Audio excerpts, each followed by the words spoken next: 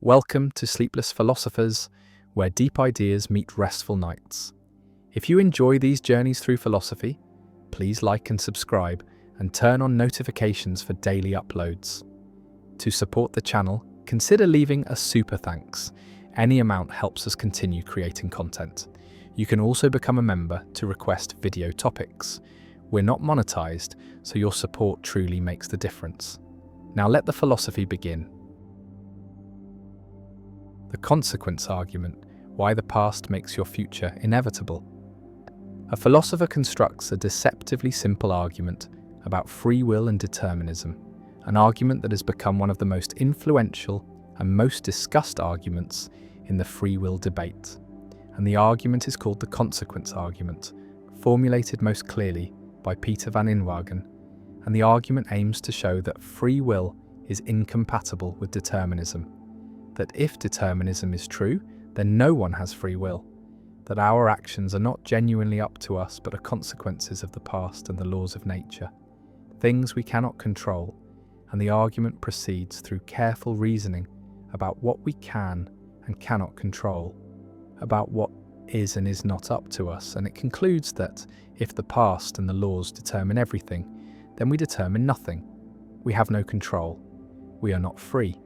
And this is the consequence argument, an argument for incompatibilism, for the view that determinism and free will cannot both be true, and the argument forces compatibilists to explain how we could be free if determinism is true, how our actions could be up to us if they are inevitable consequences of factors beyond our control, and the debate sparked by this argument continues, with philosophers proposing responses, defending premises, clarifying concepts, and the consequence argument remains central to contemporary discussions of free will, a challenge that every theory must address.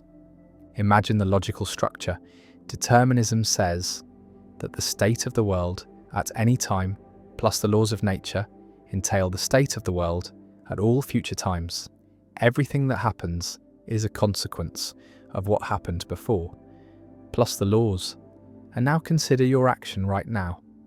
Reading these words, and if determinism is true, then this action is entailed by the state of the world before you were born, plus the laws of nature, and you have no control over the state of the world before you were born. You did not cause it. You cannot change it. It is a fixed fact about the past, and you have no control over the laws of nature. You did not create them. You cannot alter them. They are what they are independent of you. And if your action is entailed by things you have no control over, then you have no control over your action. And if you have no control over your action, then you are not free with respect to that action. And this applies to all your actions. All are consequences of the past and the laws, things beyond your control. And so if determinism is true, then you are not free. You have no free will. And this is the consequence argument in its essential form. The argument can be stated more formally using the concept of power, what we have power over, what is up to us. And the argument says that no one has power over the past, no one has power over the laws of nature, no one has power over the fact that the past and the laws entail the present. And therefore, by a transfer principle, if the present is entailed by things we have no power over, then we have no power over the present. And having power over our actions is necessary for free will, and so we lack free will. If determinism is true, and the argument is valid, the conclusion follows from the premises. And so attacking the argument requires attacking one of the premises, requires either denying that we lack power over the past and laws, which seems implausible, or denying the transfer principle. Denying that lack of power transfers across entailment. Visualize the causal chain, stretching back into the past, the state of the universe billions of years ago, plus the laws of physics determined the state 1 second later, and that state, plus the laws determined the next state. And the chain continues, moment by moment, through the formation of galaxies and stars and planets, through the evolution of life, through human history, through your birth and upbringing and this present moment, and at no point in this chain did you have control. You were not there at the beginning, You did not set the initial conditions, you did not write the laws, and the entire chain was set in motion before you existed. And your current action is the end of this chain, is the inevitable consequence of factors you did not control. And the consequence argument says, this shows you are not free. Your action was not genuinely up to you, was determined by the past. Compatibilists respond to the consequence argument in various ways. One response denies the transfer principle, argues that lack of power does not transfer across entailment in the way the argument assumes, that you can have power over a fact even if that fact is entailed by other facts you have no power over. And this response requires specifying what power means, what it is to have something be up to you. And compatibilists argue that an action is up to you if it results from your deliberation, your desires, your character, even if those psychological states were themselves determined by the past. And so the transfer principle is false. Power does not transfer, and the consequence argument fails. Another compatibilist response accepts the transfer principle, but denies that we lack power over the past in the relevant sense, argues that we do have a kind of counterfactual power over the past. We have the power such that if we had chosen differently, then the past would have been different. And this counterfactual power is sufficient for freedom, sufficient for the action to be up to us. And critics respond that counterfactual power is not real power, that being such that if you acted differently, the past would have been different is not the same as being able to act differently. And the compatibilist response confuses conditional ability with genuine ability, confuses what would have happened if things were different with what you can make happen. A third compatibilist response distinguishes between freedom and ultimate responsibility, accepts that the consequence argument shows we lack ultimate responsibility, ultimate control, the kind of control that would make us solely and completely responsible for our actions independent of all prior causes, but argues that we have enough control, enough freedom, for moral responsibility, for being proper subjects of praise and blame. And ultimate responsibility is impossible, is not required for the ordinary kind of responsibility that matters for ethics and law. And the consequence argument shows too much, shows that even libertarians who reject determinism cannot have ultimate responsibility because their actions are either caused by prior states or are random, and neither causation nor randomness gives ultimate responsibility. And so, the consequence argument does not distinguish between compatibilism and libertarianism, does not favour incompatibilism over compatibilism. Incompatibilists defend the consequence argument, defend the transfer principle, argue that compatibilist responses involve sophisticated verbal tricks, redefine freedom in ways that evacuate it of meaning, and the consequence argument reveals that if determinism is true, then we are not truly in control, are not genuinely free, and moral responsibility is undermined. And we must either reject determinism or accept that free will is an illusion, and different incompatibilists choose differently. Some become libertarians and argue that determinism is false, that quantum mechanics or agent causation or emergent properties provide room for free will, and others become hard determinists and accept that free will does not exist, that responsibility is problematic, that praise and blame need reinterpretation. The consequence argument also generates discussions about the fixity of the past, about what it means to say we have no power over the past. Because in one sense this is obvious. We cannot change what has already happened, cannot make it the case that the past was different. But in another sense, our current actions do affect what the past was. Because if we act differently now, then the past must have been different given determinism. And so there is a sense in which our actions constrain the past, and compatibilists exploit this to argue that we do have power over the past in the relevant sense, while incompatibilists insist that this is not real power, not the kind of control required for freedom. The argument stands at the centre of free will debates, forces clarification of concepts, forces philosophers to specify what freedom requires, what control means, what power involves, and whether these are compatible with determinism, and the debate is productive, generates insight, even if it does not generate consensus, and the consequence argument remains one of the most powerful arguments for incompatibilism. One of the most difficult challenges for compatibilists to answer, and Van Inwagen's formulation is elegant, is compelling, captures a deep intuition that if everything we do is the inevitable consequence of factors beyond our control, then we are not truly free and the past stretches back, determined and fixed, and the laws operate, inexorable and unchanging, and the present unfolds and the action occurs, and the consequence argument says, this action was not free, was not genuinely up to the agent, was a consequence of things beyond control, and whether this argument succeeds, whether compatibilists can answer it, remains disputed, remains central to contemporary philosophy of free will. The crocodile dilemma, when a monster's promise makes truth deadly.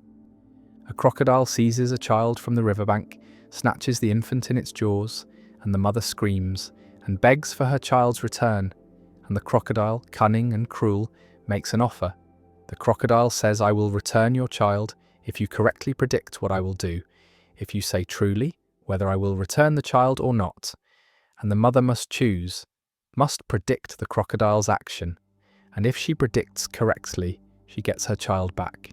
And if she predicts incorrectly, the crocodile keeps the child. And this seems straightforward at first, seems like a gamble with 50-50 odds. But the mother is clever, thinks carefully, and realizes she can construct a prediction that creates a paradox. And she says to the crocodile, you will not return my child. And now the crocodile faces an impossible choice, a logical trap from which there is no escape. And this is the crocodile dilemma, an ancient paradox from Greek and Roman philosophy that illustrates how self-reference and promises can generate contradictions that have no resolution. Imagine the crocodile processing the mother's prediction. She has said, the crocodile will not return the child, and the crocodile must decide whether this prediction is true or false. And if the prediction is true, then the crocodile will not return the child, but the promise was to return the child. If the prediction is correct, and the prediction is correct, so the crocodile must return the child. But returning the child makes the prediction false, because the prediction said the child would not be returned. And if the prediction is false, then the crocodile is not obligated to return the child, but not returning the child makes the prediction true. And if it is true, the crocodile must return the child, and the cycle repeats.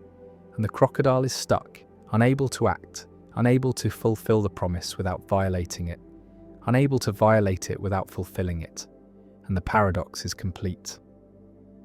Visualize the crocodile frozen at the water's edge, jaws clamped around the child, mind caught in a logical loop, every option leading to contradiction, and the mother waits, and the crocodile cannot move forward or backward, cannot return the child or keep the child without creating impossibility.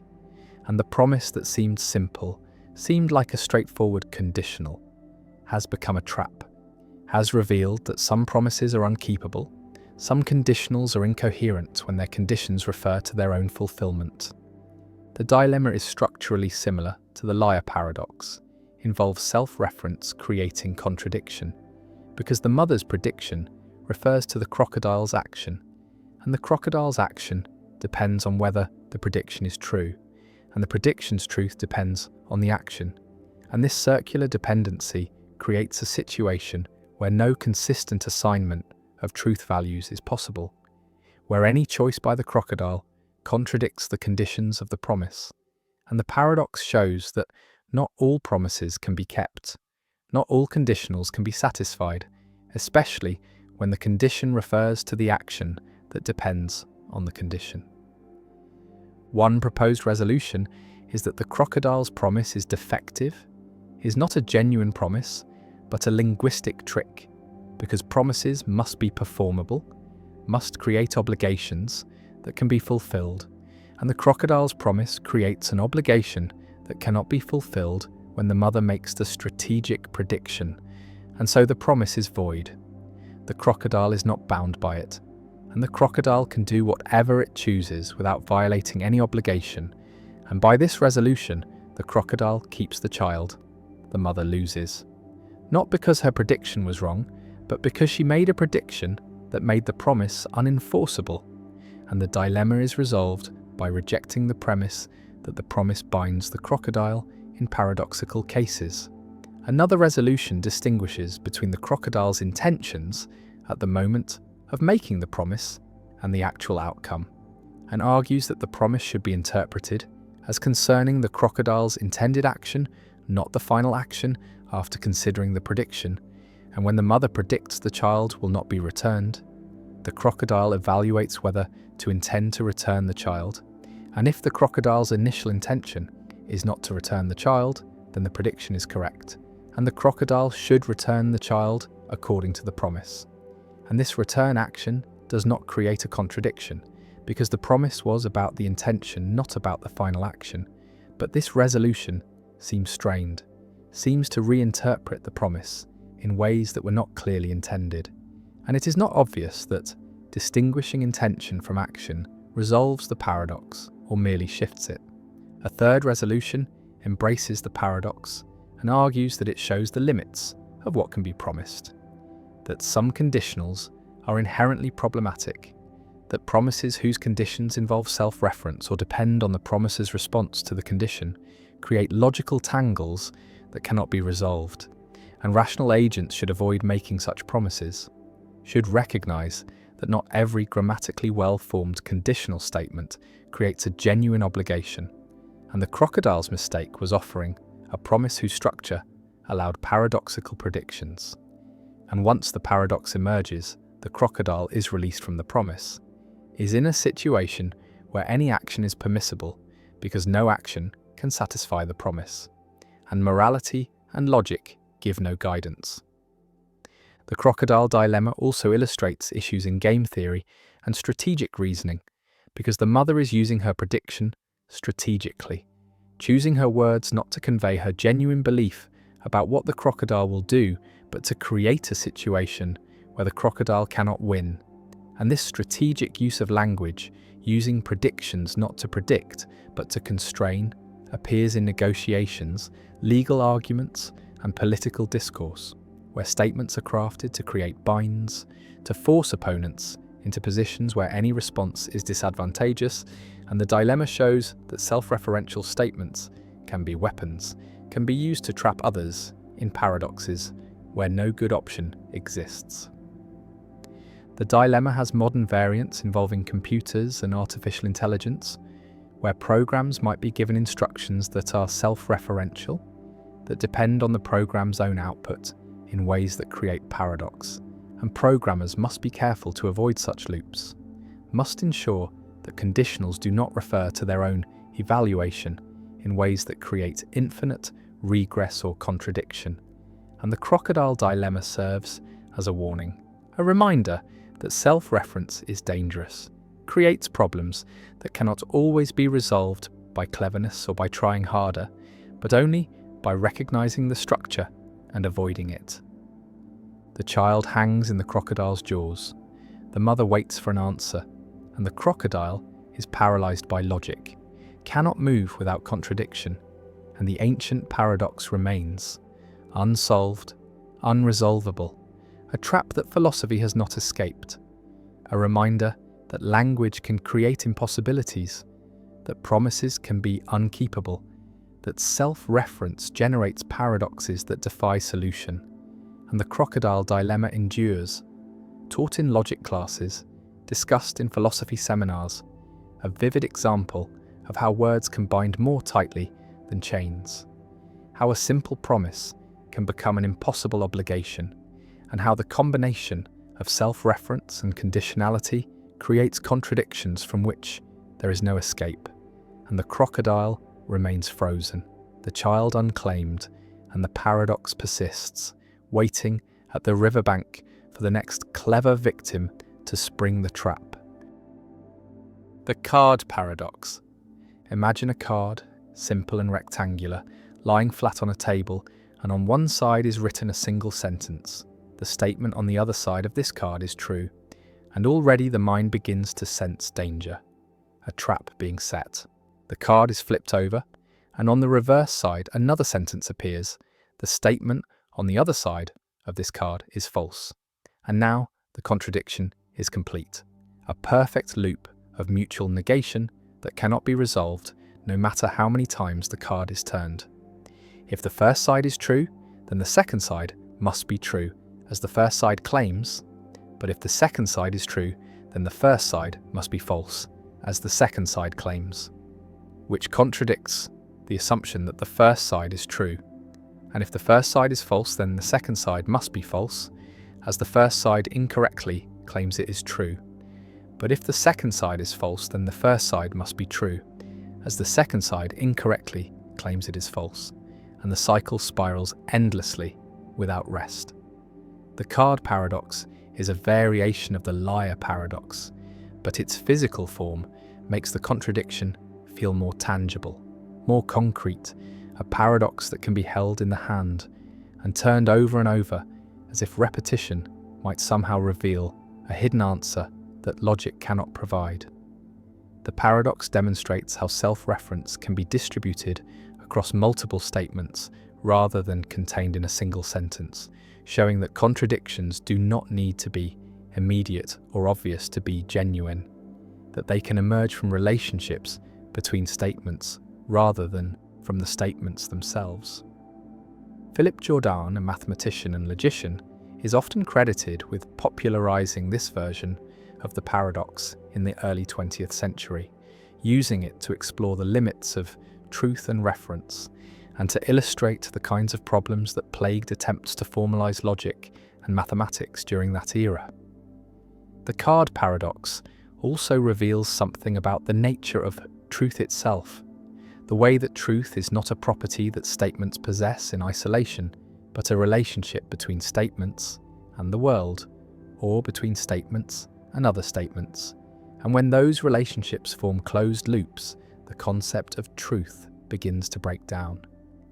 Some philosophers argue that the statements on the card are neither true nor false, but meaningless, that they fail to refer to anything outside themselves and therefore do not qualify as genuine propositions, while others suggest that the paradox exposes a flaw in the classical assumption that every statement must be either true or false, that perhaps some statements occupy a third category, undefined or indeterminate. The card sits on the table, innocent and menacing, a small object that contains an infinite problem, and no amount of flipping will resolve what is written on its surfaces. No clever interpretation will untangle the knot, and so it remains. A monument to the limits of language and logic, a reminder that not all questions have answers, that some truths are forever out of reach, caught in loops that reason cannot break. The Chinese room argument: why understanding takes more than following rules. A philosopher sits alone in a room, and through a slot in the door come pieces of paper with Chinese characters written on them, and the philosopher does not understand Chinese, cannot read the characters, has no idea what they mean, but the philosopher has a rule book, an enormous book of instructions written in English that specifies for every possible input what output to produce, and the rules are purely syntactic. Say things like, if you receive these characters, then copy these other characters onto paper and send them out. And the philosopher follows the rules mechanically, receives Chinese input, looks up the appropriate response in the rule book, writes the Chinese characters, and sends the paper out through the slot. And to outside observers who understand Chinese, the responses are perfect, are indistinguishable from responses a native Chinese speaker would give. The system appears to understand Chinese, appears to be conversing intelligently, and yet the philosopher inside understands nothing, is merely manipulating symbols according to formal rules.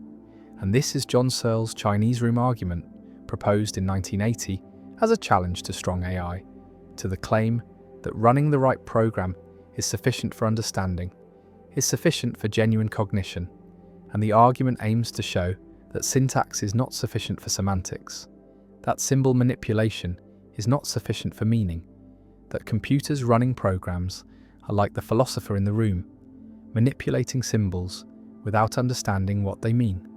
Imagine the situation from the philosopher's perspective, sitting with the rule book, receiving incomprehensible squiggles, looking up responses, writing more incomprehensible squiggles, and sending them out. And at no point does understanding occur, at no point do the symbols acquire meaning. The philosopher remains ignorant of Chinese throughout the process, despite producing perfect Chinese responses. And Searle's point is that if the philosopher does not understand Chinese, then neither does any computer system that works the same way, that processes inputs according to formal rules to produce outputs. And since all computer programs work by manipulating symbols according to formal rules, no computer program can produce genuine understanding, can produce semantics, no matter how sophisticated the program, how large the rulebook, how perfect the responses. The argument is directed against the computational theory of mind, against the idea that cognition is computation, that thinking is symbol manipulation, that minds are programs running on brains. And Searle argues that this view is false, that minds have more than computational properties, that understanding requires something beyond syntax, something like intentionality, the capacity for thoughts to be about things, to have meaning, and intentionality is not a computational property, is not something that emerges from symbol manipulation.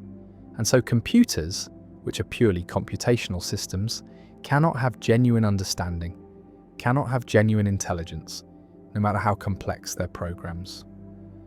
Visualize the difference between a human understanding Chinese and the system of the room.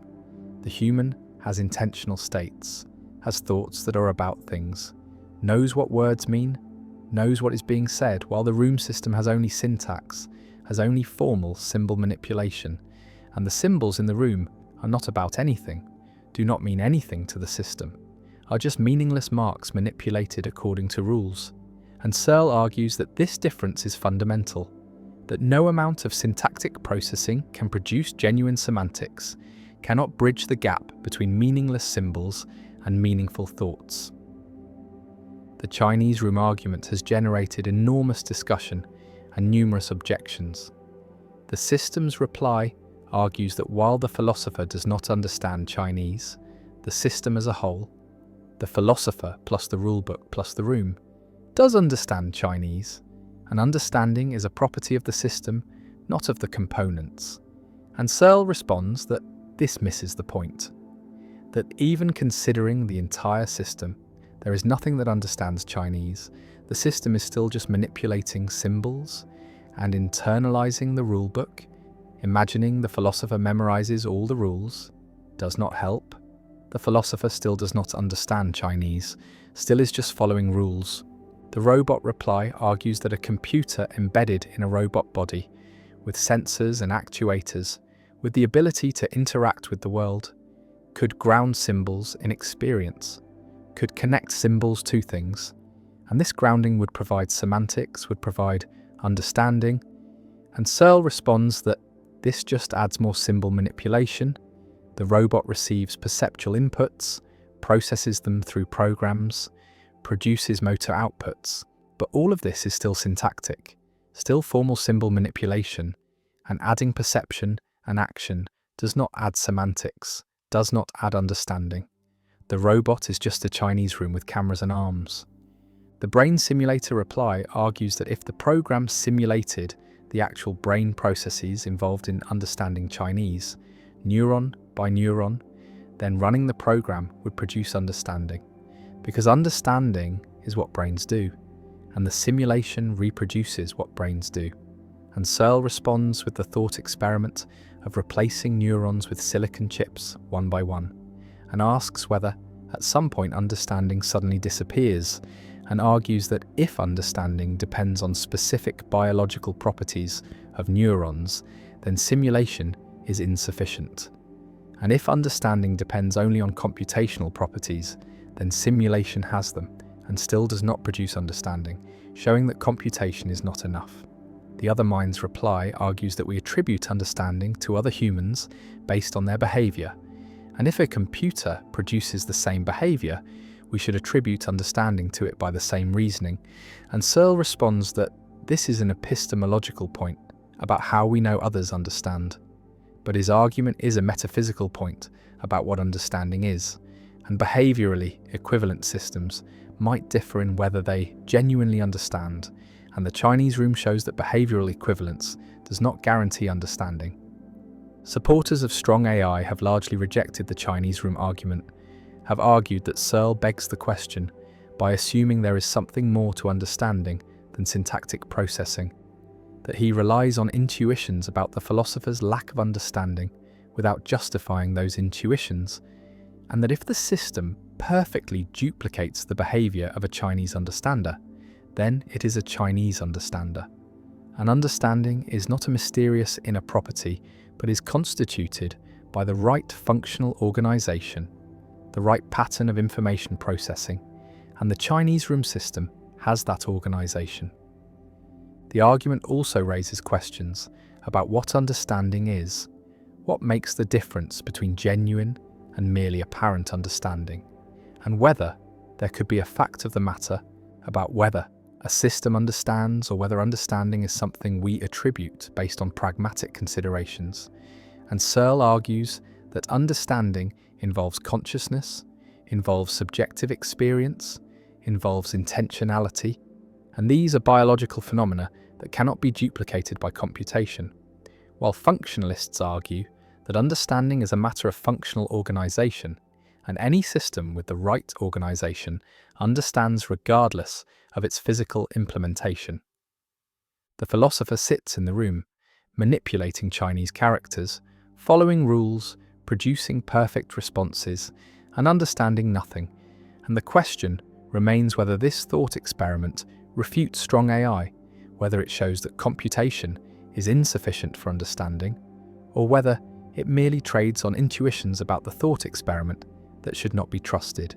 And the Chinese room argument persists as one of the most influential arguments in philosophy of mind and AI, an argument that has shaped debates about consciousness, intentionality, and the nature of minds, an argument that continues to challenge the computational theory of mind. And the room remains.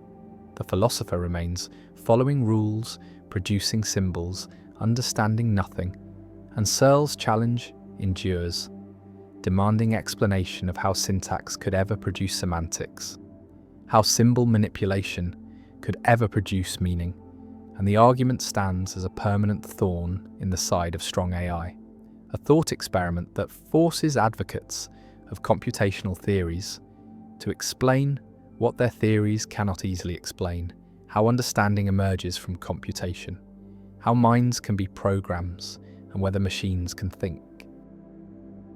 The coastline paradox, why no one can agree how long Britain's shore is. A mapmaker sits down to measure the length of the coastline of Great Britain, the perimeter of the island, the total distance around its shores. And this seems like a straightforward task, a matter of careful measurement and calculation. But the paradox is that the answer depends on the scale of measurement, on how closely you look, on what size ruler you use to trace the coast. And as the ruler gets smaller, as the measurement becomes more precise, the measured length increases without bound, growing larger and larger, approaching infinity.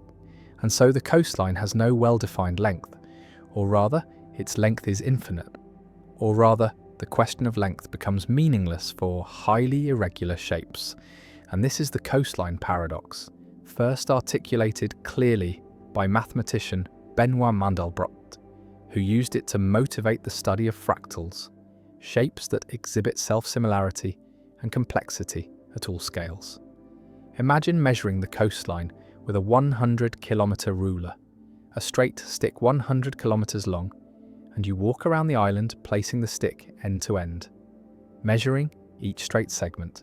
And when you reach the starting point, you add up all the segments and get a total length, perhaps 4,000 kilometers, and this seems like a reasonable measurement. But now imagine using a 10-kilometer ruler instead, a shorter stick.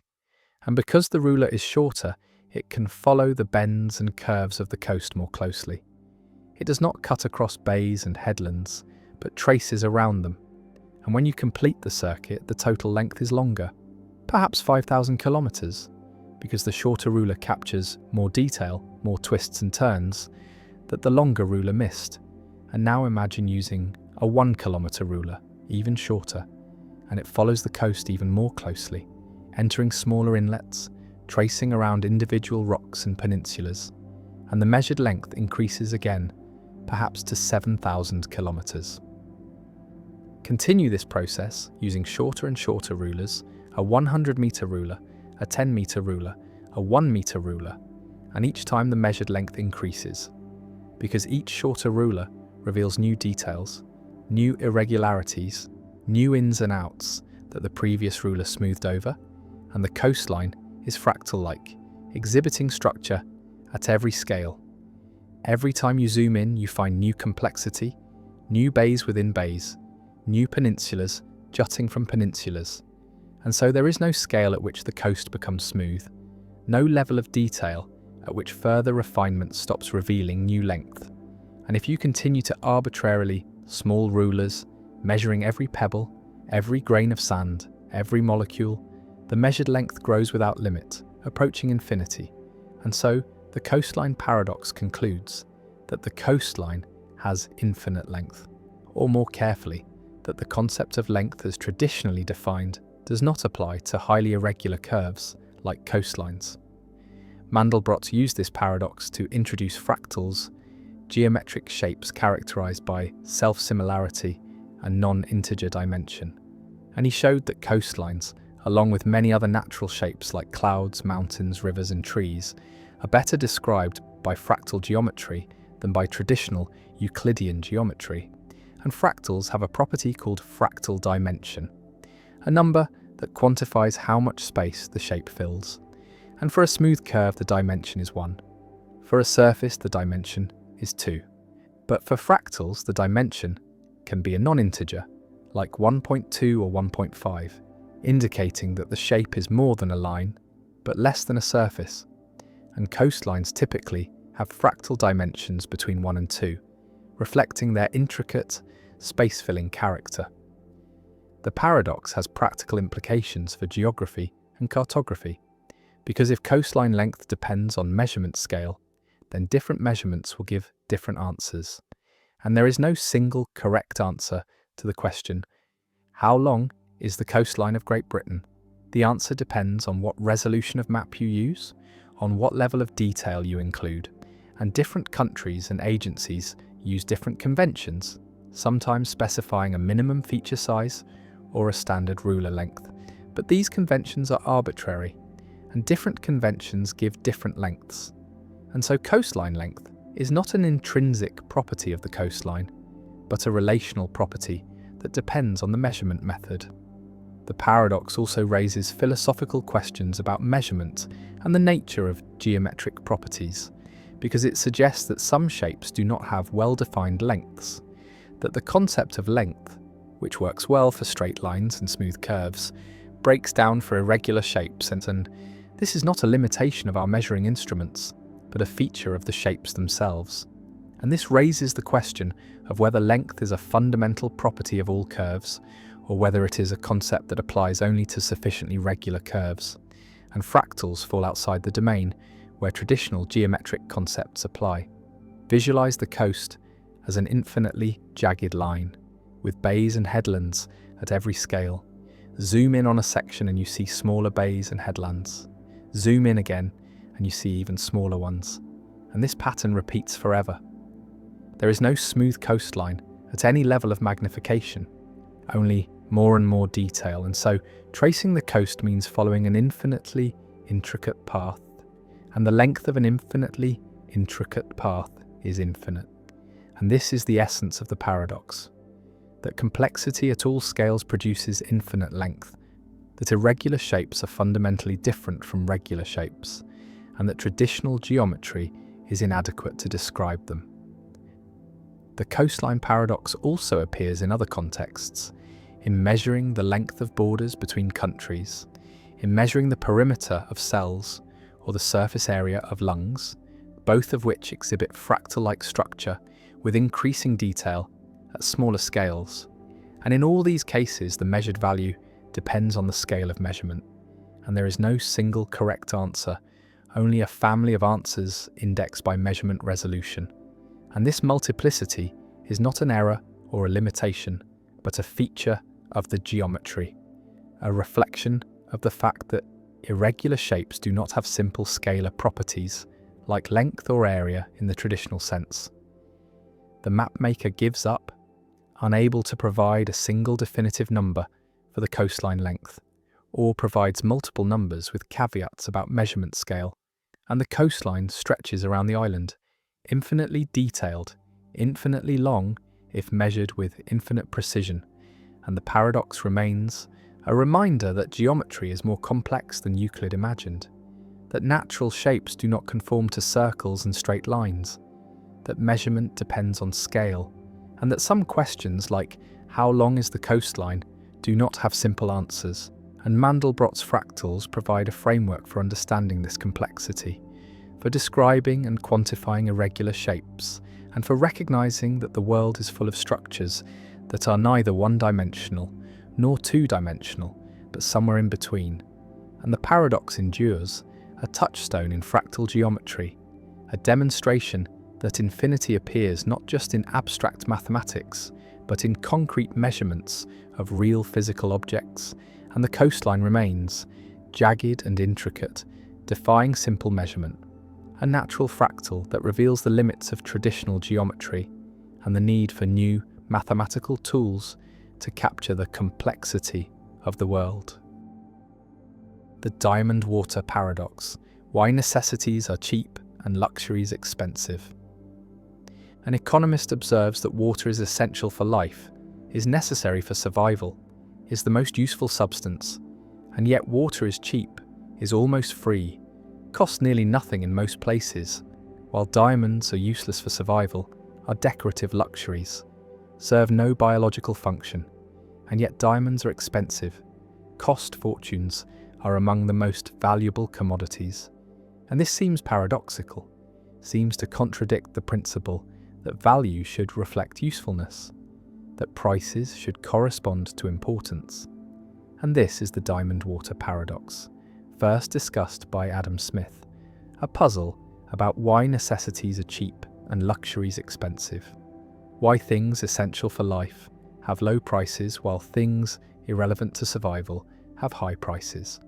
And the paradox challenged early economic thinking, challenged the labour theory of value, which said that prices reflect the amount of labour required to produce goods, and the paradox remained unresolved until marginal utility theory was developed, until economists realised that value depends not on total utility, but on marginal utility, not on the usefulness of the entire quantity available, but on the usefulness of one additional unit.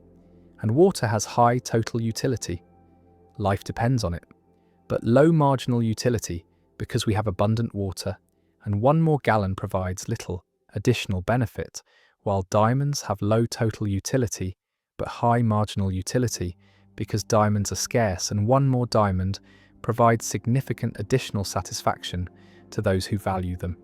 And this insight resolved the paradox, showed that prices reflect scarcity and marginal benefit rather than total importance. And the diamond water paradox became a teaching example, became the canonical illustration of the difference between total and marginal value. Imagine your situation regarding water.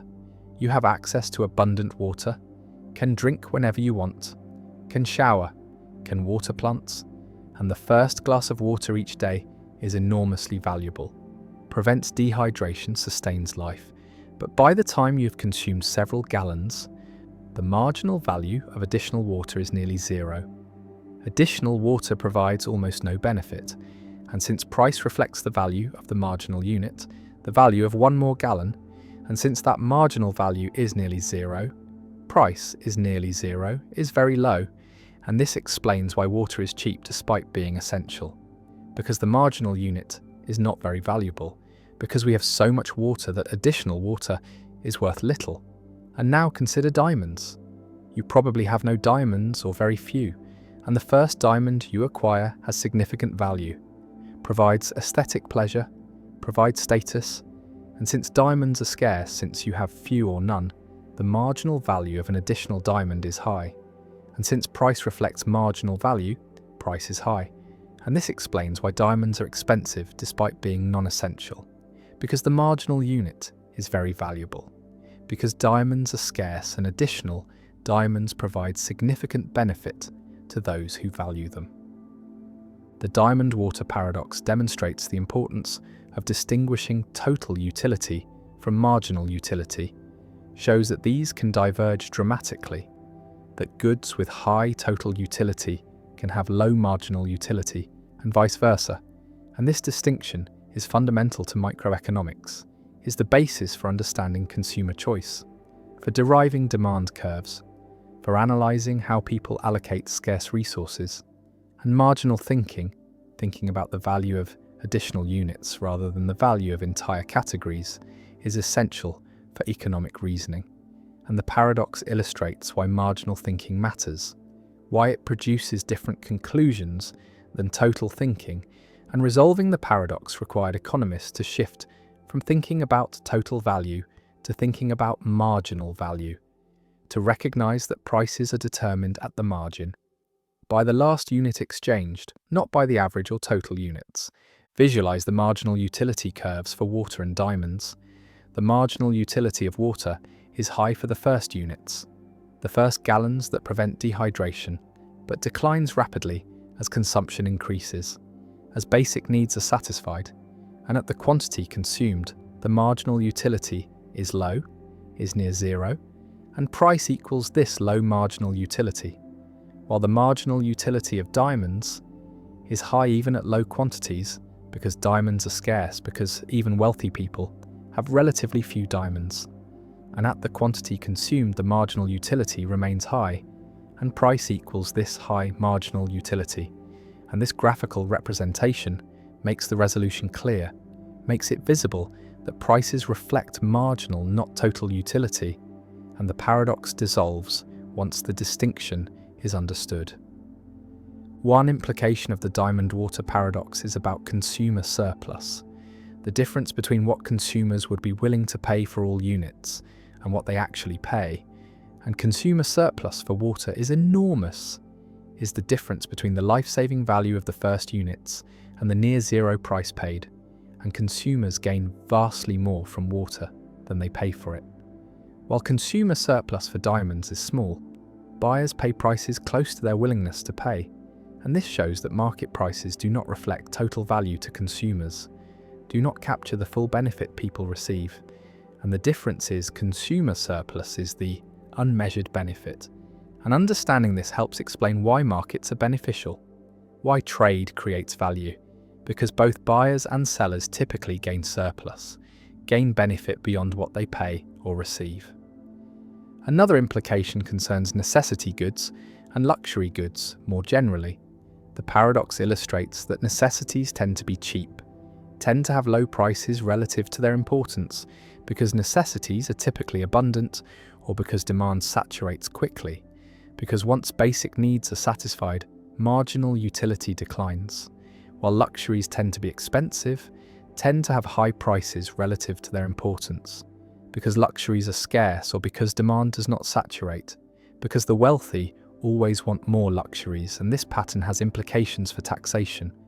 For understanding that taxing necessities is regressive, hits the poor harder, while taxing luxuries is progressive, hits the wealthy harder, and the paradox helps explain why economists typically advocate luxury taxes over necessity taxes, why sin taxes on non-essential goods are more acceptable than food taxes.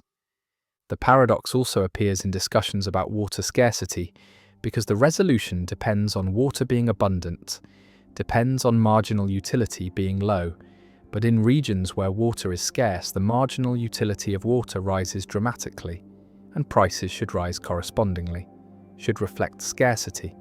And this suggests that in water-scarce regions, water should be expensive, should be priced to encourage conservation, to allocate scarce supplies efficiently, but such pricing is controversial is seen as making a necessity unaffordable, and this creates political tension, creates conflict between economic efficiency, which requires high prices for scarce water, and social justice, which requires affordable water, and resolving this tension requires subsidies or tiered pricing or other interventions, and the paradox illuminates the trade-offs involved. Some argue that the diamond water paradox is not fully resolved, that even marginal utility theory leaves puzzles because why do diamonds have high marginal utility? Why do people value diamonds? And the answer involves signaling, involves conspicuous consumption, involves diamonds serving as status symbols. And this is a different kind of value, is social rather than intrinsic. And understanding diamond value requires understanding social dynamics, understanding how luxuries signal wealth, how scarcity creates desirability, and this extends the resolution, shows that marginal utility can reflect social as well as physical properties, can reflect symbolic meaning as well as functional use.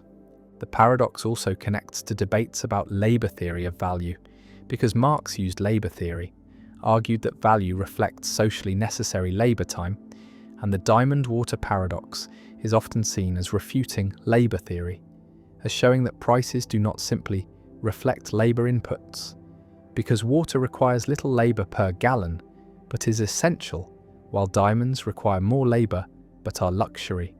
But defenders of labor theory respond that the paradox misunderstands their theory, that labor theory concerns exchange value, not use value, concerns prices, not total utility, and that labor theory can accommodate the paradox by recognizing that scarcity affects prices, that supply and demand matter, and this debate continues, shows that the paradox remains relevant for understanding competing theories of value.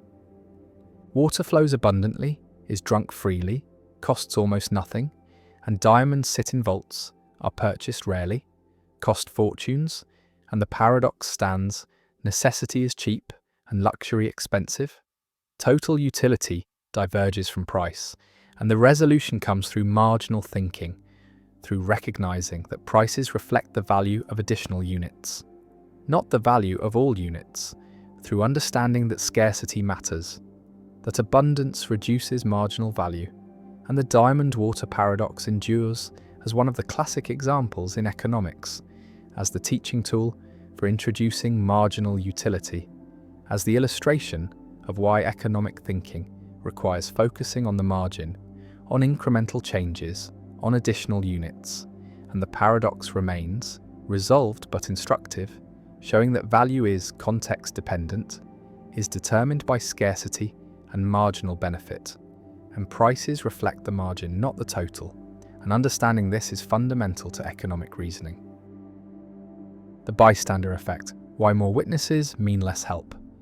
A woman screams in the street, attacked by an assailant, stabbed repeatedly over the course of 30 minutes, and dozens of neighbours hear the screams, look out their windows, witness the attack, and no one calls police, no one intervenes, no one helps, and the woman dies while witnesses watch. And this is the murder of Kitty Genovese in 1964, an event that shocked the public, that seemed to reveal something disturbing about urban indifference, about human nature, and psychologists John Darley and Bib Latane investigated, conducted experiments to understand why bystanders fail to help, and their research revealed the bystander effect, the paradoxical finding that the presence of other witnesses decreases the likelihood that any individual will help, that the more people who witness an emergency, the less likely anyone is to intervene. And this contradicts common sense, which suggests that more witnesses mean more help, mean more potential helpers. But the psychological reality is opposite, is that responsibility diffuses across bystanders, that each assumes someone else will help. That pluralistic ignorance emerges where everyone looks to others to define the situation, and everyone concludes it must not be serious because no one else is acting, and the bystander effect reveals how social dynamics can produce collective inaction, can create situations where groups of people fail to help when any individual alone would help. And the effect has been replicated across hundreds of studies, has been demonstrated in contexts from emergencies to everyday helping, and understanding the bystander effect has practical implications for promoting helping behaviour, for overcoming diffusion of responsibility, for recognising that crowds do not guarantee help but often prevent it. Imagine witnessing an emergency.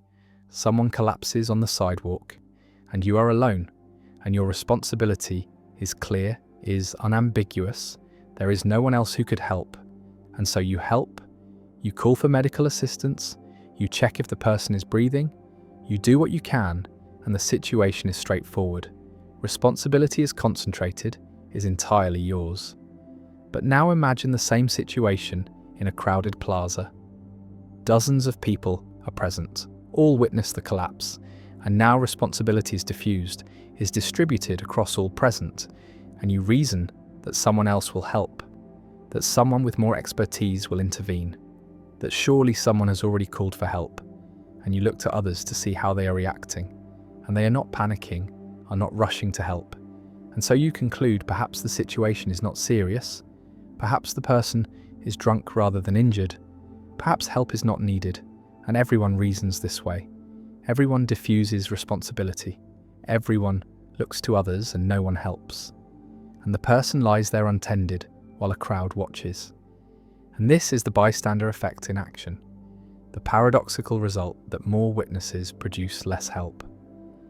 The bystander effect demonstrates several psychological mechanisms: diffusion of responsibility, where the presence of others makes each individual feel less personally responsible; pluralistic ignorance, where everyone looks to others to define the situation, and everyone's inaction convinces everyone else that the situation is not serious; evaluation apprehension, where people fear being embarrassed if they help inappropriately, fear looking foolish if they misinterpret the situation; and audience inhibition, where the presence of others makes people self-conscious, makes them less willing to act.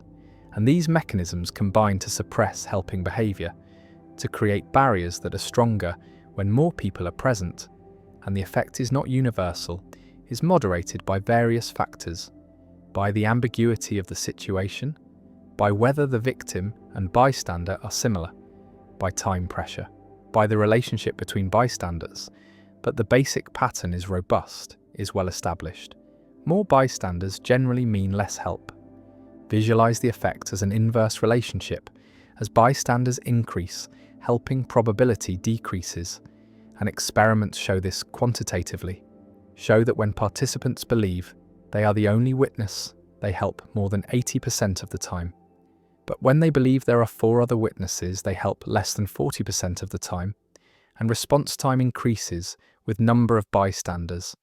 It takes longer to help when more are present, and these effects are not small, are not marginal, are dramatic reductions in helping behaviour caused simply by the presence of others, and the effect challenges the assumption that safety in numbers applies to emergencies, shows that crowds can be dangerous not because they contain threats, but because they inhibit helping. One implication of the bystander effect is for personal safety, for recognising that if you need help in an emergency, you should not appeal to groups, should not shout for someone to help, but should single out an individual, should point to a specific person and say, "You in the red shirt, call 911. And this direct assignment of responsibility overcomes diffusion, makes responsibility clear and concentrated, and significantly increases helping likelihood. And self-defense trainers teach this. Teach that calling for help requires specificity, requires breaking through the bystander effect by eliminating diffusion of responsibility. Another implication is for intervention training, for teaching people to recognize the bystander effect, to understand that their inaction contributes to collective inaction, that everyone assuming someone else will help means no one helps. An awareness of the effect increases helping behaviour, increases intervention rates, and training programs that teach about the bystander effect and provide intervention skills show effectiveness, show that educated bystanders are more likely to help, are better at recognising emergencies, are more willing to take responsibility, and many institutions now provide such training. Colleges offer bystander intervention programs. Workplaces train employees to intervene in harassment or discrimination, and understanding the psychology improves outcomes. The bystander effect also appears beyond emergencies, appears in everyday situations requiring minor helping. Someone drops papers and no one helps pick them up when many people are present. Someone struggles with a door and passers-by ignore them when others are around. And the effect generalizes, shows that diffusion of responsibility and pluralistic ignorance operate in low-stakes situations, not just in dramatic emergencies, and this suggests that the mechanisms are fundamental aspects of social psychology, are default responses to situations with potential helpers, and overcoming them requires conscious effort, requires recognizing the psychological barriers and deliberately choosing to help despite them. Some research questions the original Kitty Genovese narrative, suggests that the number of witnesses was exaggerated, that some witnesses did call police, that the story was sensationalized. And while the specific details are disputed, the bystander effect itself is real, is well documented, is not dependent on that one case, but is demonstrated across hundreds of experiments and real-world observations. And the effect remains one of the most robust findings in social psychology, remains a phenomenon that reliably occurs under controlled conditions.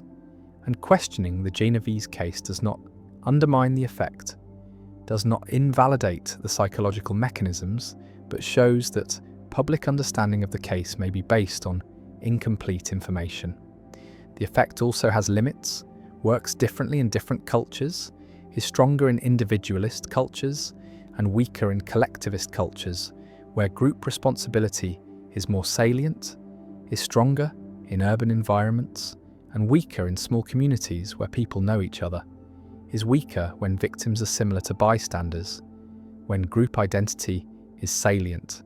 And these moderators show that the effect is not inevitable, is not universal, but depends on social context, on cultural norms, on relationships.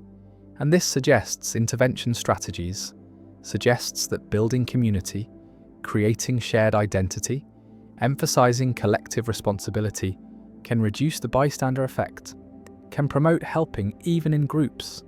The woman lies in the street, bleeding, screaming, and windows light up. Faces appear, watch, and no one comes, no one calls. The witnesses assume others will help, assume the situation must not be serious if no one else is acting, and the bystander effect unfolds, responsibility diffuses, pluralistic ignorance emerges, and the woman dies while a crowd watches. And the tragedy reveals something about human psychology, reveals that helping is not automatic, is inhibited by social dynamics, is suppressed when others are present, and the bystander effect remains one of the most important findings in social psychology, remains a demonstration that individual helping decreases when groups are present, that crowds can be obstacles to help rather than sources of help. And understanding the effect is crucial for promoting intervention, for overcoming diffusion of responsibility, for ensuring that witnesses become helpers rather than passive observers. And the effect endures as a permanent warning about the social psychology of helping, about the paradox that more potential helpers often mean less actual help. And the lesson persists that helping requires overcoming social barriers, requires taking personal responsibility, despite the presence of others, requires acting when everyone else is watching and waiting. The Ellsberg paradox. An urn contains 90 balls, 30 of which are red, and 60 of which are some mix of black and yellow, but the exact proportions of black and yellow are unknown. The 60 non-red balls could be all black, all yellow, or any combination, and you are offered a series of bets, and the choices you face reveal a pattern of preferences that violates the standard axioms of rational decision theory.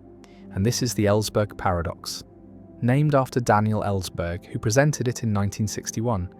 And the paradox demonstrates that people systematically prefer known probabilities to unknown probabilities, exhibiting what is called ambiguity aversion, a tendency to avoid situations where the probabilities are uncertain, and this preference pattern cannot be accommodated by expected utility theory, which requires that rational agents have well-defined subjective probabilities for all events and choose actions that maximize expected utility, calculated using these probabilities. The first bet involves choosing between two options. Bet A pays if a red ball is drawn, and bet B pays if a black ball is drawn. And most people prefer bet A, preferring to bet on red, where the probability is known to be 30 out of 90, 1/3, rather than betting on black, where the probability is unknown, could be anything from 0 to 60 out of 90. And this preference seems reasonable, seems to reflect a cautious attitude toward uncertainty, a desire to avoid ambiguity. The second bet offers a choice between bet C, which pays if a red or yellow ball is drawn, and bet D, which pays if a black or yellow ball is drawn, and most people prefer bet D, preferring to bet on black or yellow, where the combined probability is known to be 60 out of 90, 2/3, rather than betting on red or yellow, where the probability depends on the unknown proportion of yellow balls. The paradox emerges when these two preferences are combined, because preferring bet A to bet B suggests that the person believes red is more likely than black, that they implicitly assign a higher subjective probability to red, and preferring bet D to bet C suggests that they believe black or yellow is more likely than red or yellow, which implies that black is more likely than red.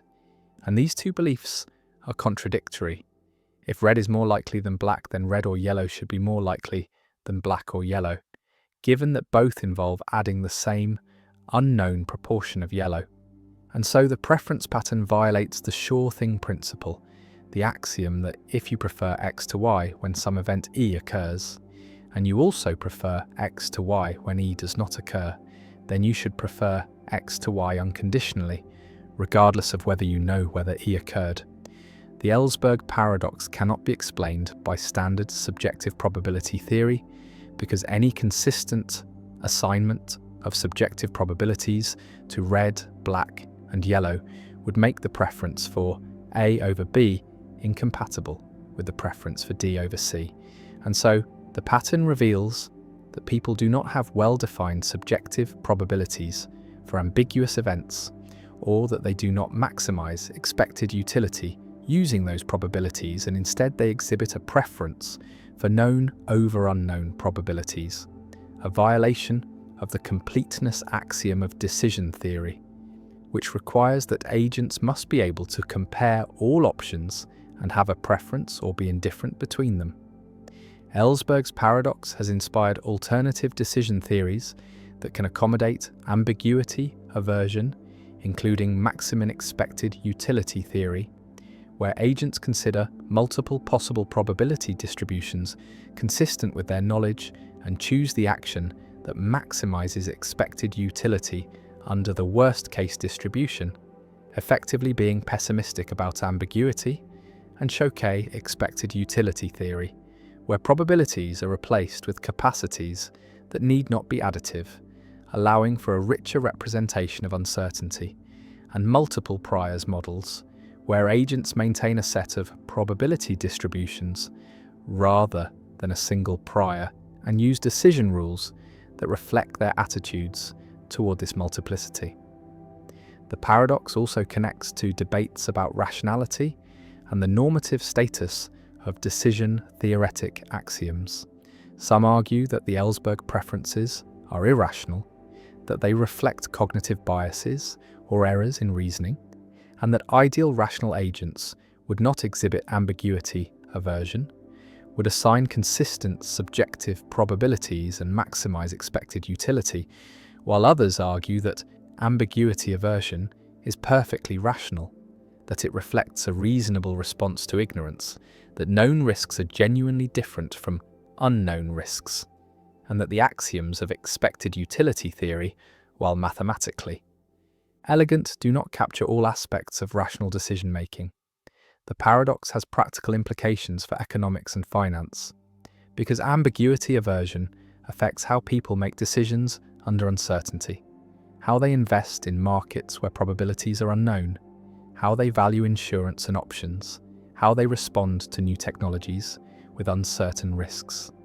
And understanding ambiguity, aversion, helps explain behaviours that seem puzzling from a standard expected utility perspective, such as the home bias in portfolio choice, where investors prefer domestic assets over foreign assets even when expected returns are higher abroad, and the equity premium puzzle, where the observed returns on stocks are much higher than on bonds, suggesting that investors demand large premiums for bearing ambiguous risks.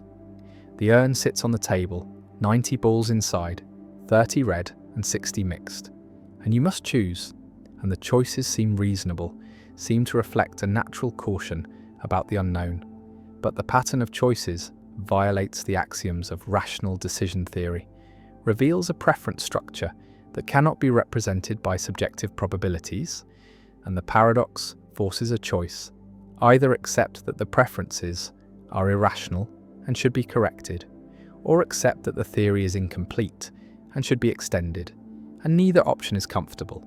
Neither satisfies the desire for a simple unified theory of rational choice. And so the Ellsberg paradox remains, a challenge to orthodoxy, a puzzle that resists easy resolution, a demonstration that human decision-making is more complex than the elegant mathematics of expected utility suggests. And the ambiguity persists. The unknown proportions of black and yellow remain unknown, and we choose as we must, preferring the known to the unknown, preferring certainty to ambiguity, and the theory struggles to accommodate this preference, struggles to explain why it should be rational or how it can be consistent, and the paradox endures, unsolved, unresolved, a permanent thorn in the side of decision theory. A reminder that rationality is contested, that formal models capture some aspects of decision-making but not all, and that the gap between theory and behaviour, between what axioms demand and what people do, may reflect not irrationality but the inadequacy of the axioms themselves. And the urn waits, the balls wait, the choice waits, and we must decide, knowing some probabilities but not others, and the decision reveals something about us, about how we value knowledge and fear ignorance, about whether ambiguity is just another form of risk or something fundamentally different. And the paradox lingers, unresolved, unsettled, a puzzle that decision theory has not yet tamed. The bald man paradox. A man stands before a mirror, his hair full and thick, and no one would call him bald, this much is certain. And yet time passes, and hairs fall, one by one, slowly at first and then with gathering speed. And the question that haunts philosophers is simple and unanswerable. At what precise moment does this man become bald, after which single hair crosses the threshold from not bald to bald? And the intuition rebels against the idea that one hair could make such a difference, that the removal of a single strand could transform a person's category, could change a truth about them in such a fundamental way. The bald man paradox is a version of the Sorites paradox, focused specifically on baldness, but illustrating the same underlying problem about vagueness, boundaries, and the limits of classification. And it asks us to consider whether baldness admits of sharp boundaries, or whether it is inherently vague, a matter of degree rather than kind. And if it is vague, then how can we use the term meaningfully? How can we say that someone is bald or not bald when there seems to be no clear line separating the two states? Imagine the process in reverse, starting with a completely bald man, hairless and smooth, and now a single hair appears on his head, and surely one hair does not make him not bald. The presence of a single hair is negligible, imperceptible to casual observation, and if one hair does not change baldness, then neither does two, and if two do not, then neither does three, and this reasoning continues, step by step, until the man has a full head of hair, and yet according to the logic he should still be bald because no single hair made the difference. And this conclusion is absurd, and so something must be wrong with the reasoning, but what? The paradox forces a choice between several uncomfortable positions.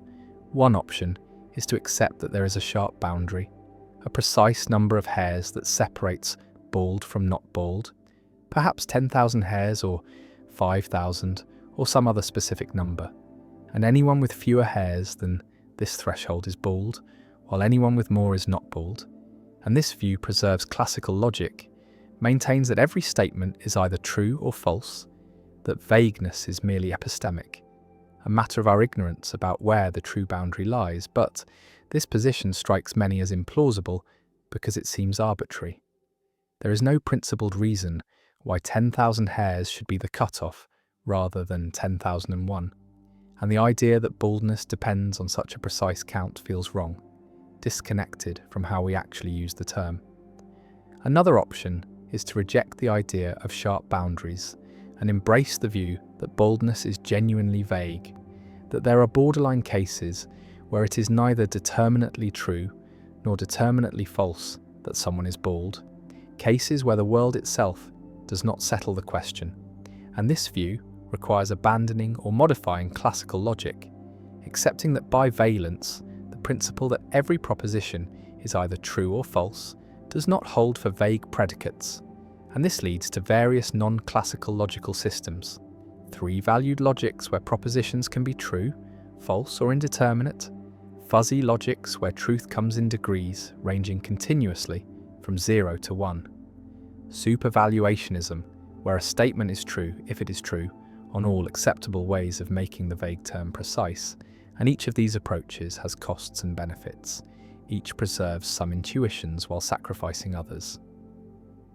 A third option is contextualism, the view that whether someone is bald depends on the context of utterance, on the standards and purposes operative in a given conversation or situation. And in one context, a man with 5,000 hairs might count as bald, while in another context only someone with fewer than 1,000 hairs would count. And this view makes baldness relative rather than absolute. And it explains why borderline cases feel uncertain, because in borderline cases the context has not provided enough information to determine which standards apply, but contextualism faces challenges too. It must explain how context determines standards, whether there are constraints on what standards can be operative, and whether contextualism avoids the Sorites paradox or merely relocates it to the question of when contexts shift. The bald man paradox also connects to broader questions about language, reference, and the relationship between words and the world. Because if most predicates in natural language are vague, and they are, nearly every adjective and many nouns admit of borderline cases, then vagueness is not a peripheral issue, but a central feature of how we communicate, and any theory of meaning must account for it, must explain how. Vague terms can be useful and informative despite their lack of sharp boundaries, and must address whether vagueness is a feature of language, of thought, of the world, or of all three. Some philosophers argue that vagueness is purely linguistic, that the world itself is precise and determinate, but our words are blunt instruments that fail to carve reality at its joints, while others suggest that vagueness exists in thought as well, that our concepts are themselves fuzzy, and still others propose that the world itself contains vague objects and properties, that reality does not always come with sharp boundaries, that nature is continuous and gradual in ways that resist precise classification. The paradox has practical implications as well. In law, where terms like reasonable and substantial and significant must be applied to real cases despite their vagueness. In medicine, where diagnostic criteria often involve thresholds that are somewhat arbitrary. In ethics, where drawing lines between permissible and impermissible actions may require confronting borderline cases where intuition provides no clear guidance. And in each of these domains, the bald man paradox is not merely an abstract puzzle, but a genuine obstacle to clear thinking and fair judgment. The paradox also raises questions about personal identity and change over time.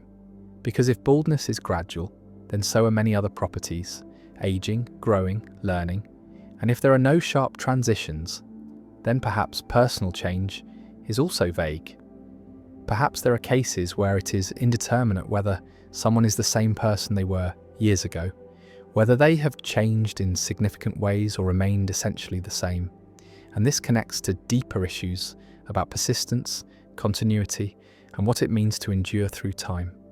The bald man stands as a symbol of all borderline cases, all situations where reality resists the either-or structure of classical logic, where predicates fade gradually from clear application to clear non-application, passing through a twilight zone where truth becomes uncertain, and the paradox endures because it exposes a tension between the precision we expect from rational thought and the vagueness inherent in the world and in language, and no solution has won universal acceptance.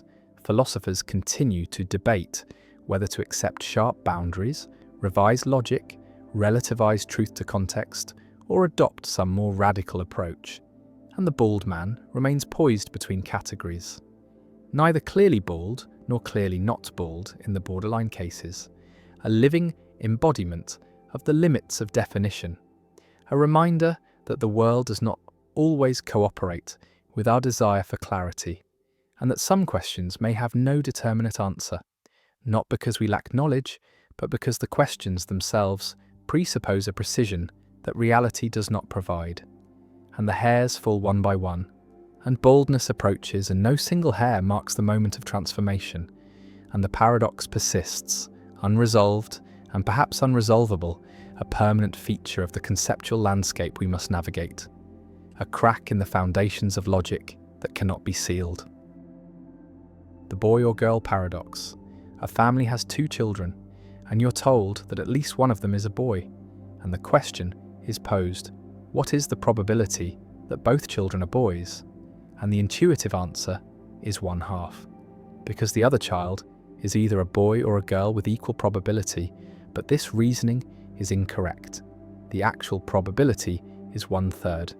And this is the boy or girl paradox, a puzzle in conditional probability that has generated confusion and debate for decades, with different versions yielding different answers depending on exactly how the information is obtained and what assumptions are made about the selection process. The solution proceeds by considering all possible, equally likely combinations of 2 children.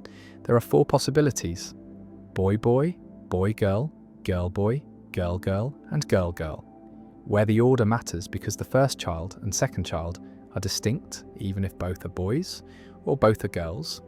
And if we are told that at least one child is a boy, then the girl-girl possibility is eliminated, leaving 3 equally likely cases: boy-boy, boy-girl, and girl-boy. And only in one of these 3 cases are both children boys, and so the probability is 1/3, not 1/2. The paradox arises because the conditioning statement, at least one is a boy, is not the same as knowing the gender of a specific child. If instead we are told that the older child is a boy, or the younger child is a boy, then the probability that both are boys becomes 1/2, because we are conditioning on a specific child being a boy rather than on the existential claim that at least one child somewhere in the family is a boy. And this distinction, subtle as it seems, makes a crucial difference to the probability calculation. The boy or girl paradox has many variations that probe the boundaries of the problem and reveal how sensitive the answer is to the exact specification of the scenario.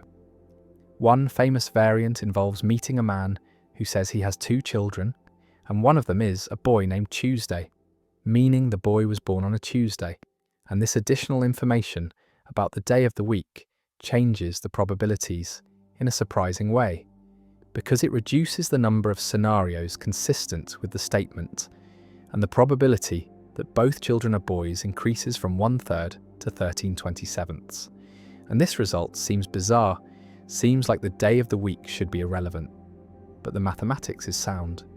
The additional specificity affects the conditional probabilities.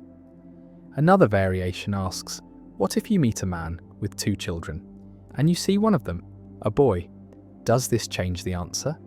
And the answer is yes.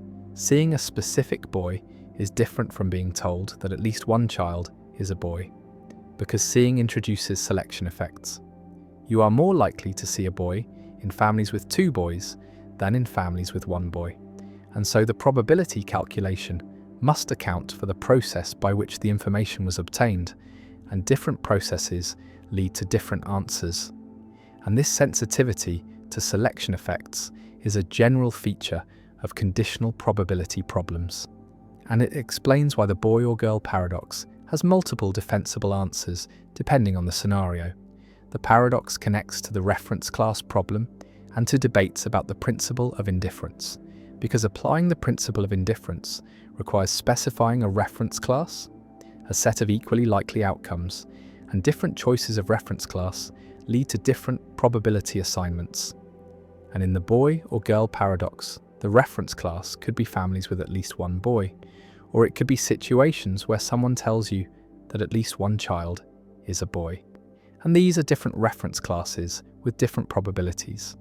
And there is no neutral or obvious way to choose between them without more information about how the scenario is set up.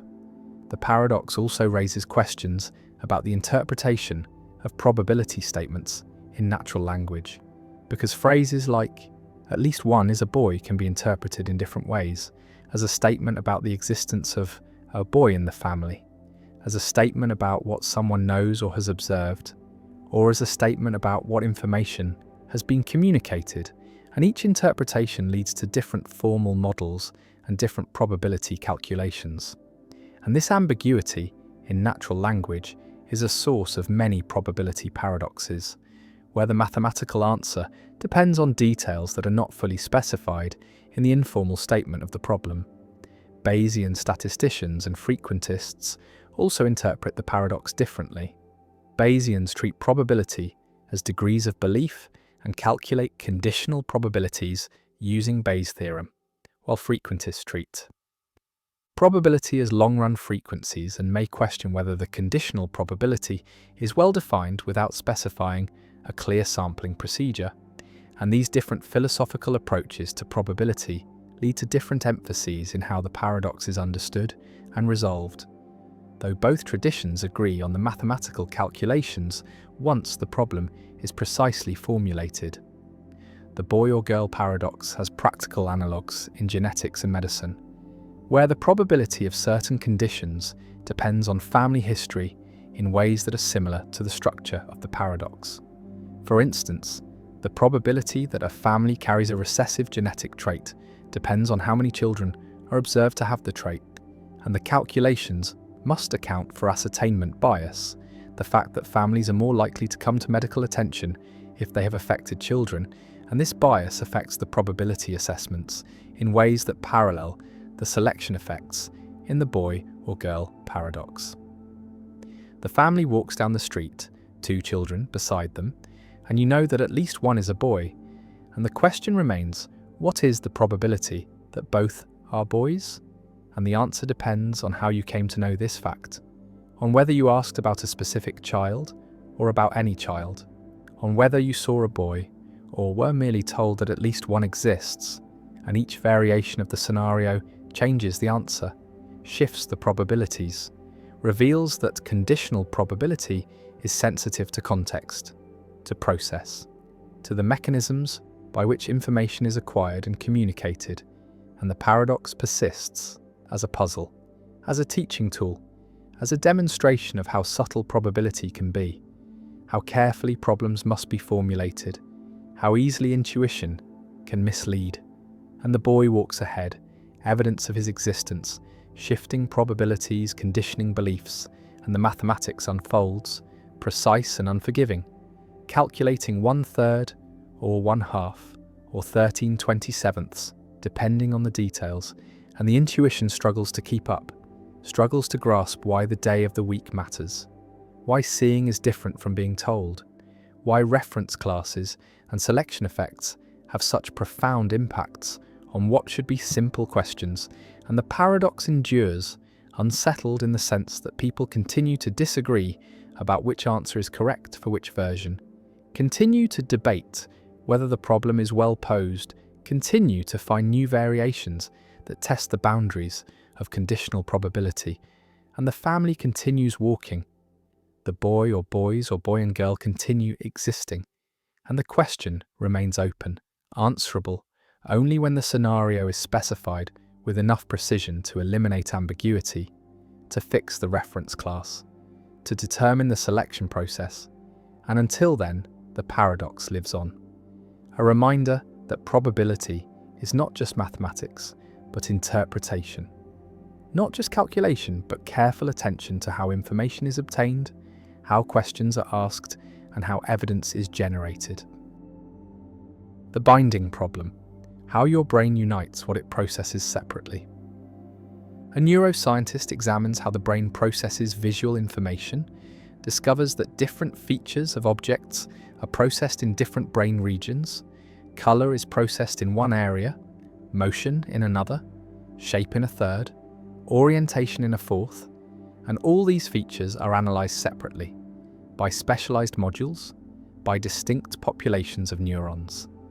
And yet when you look at a red ball moving to the right, you do not experience color, motion, and shape as separate.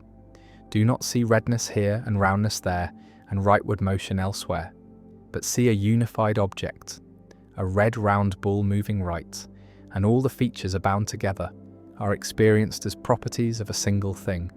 And this creates the binding problem. The puzzle of how the brain, which processes features separately, creates unified conscious experiences. How separate neural processes give rise to integrated perception. How the many become one. And this problem is fundamental, touches on the nature of consciousness, on how neural activity becomes experience, on what unifies experience into coherent wholes, and no complete solution exists. Various theories have been proposed, but the binding problem remains one of the deep mysteries of neuroscience, a gap between our understanding of neural processing and our understanding of consciousness. Imagine the visual system as a factory, with different departments processing different aspects of the product. One department handles color, another handles shape, another handles location, and all work in parallel, all process simultaneously, and each department produces its output color information, shape information, location information, and somehow these separate outputs must be combined, must be integrated into a unified representation, must be bound together so that you experience a red ball rather than redness and roundness as separate unlocalized features.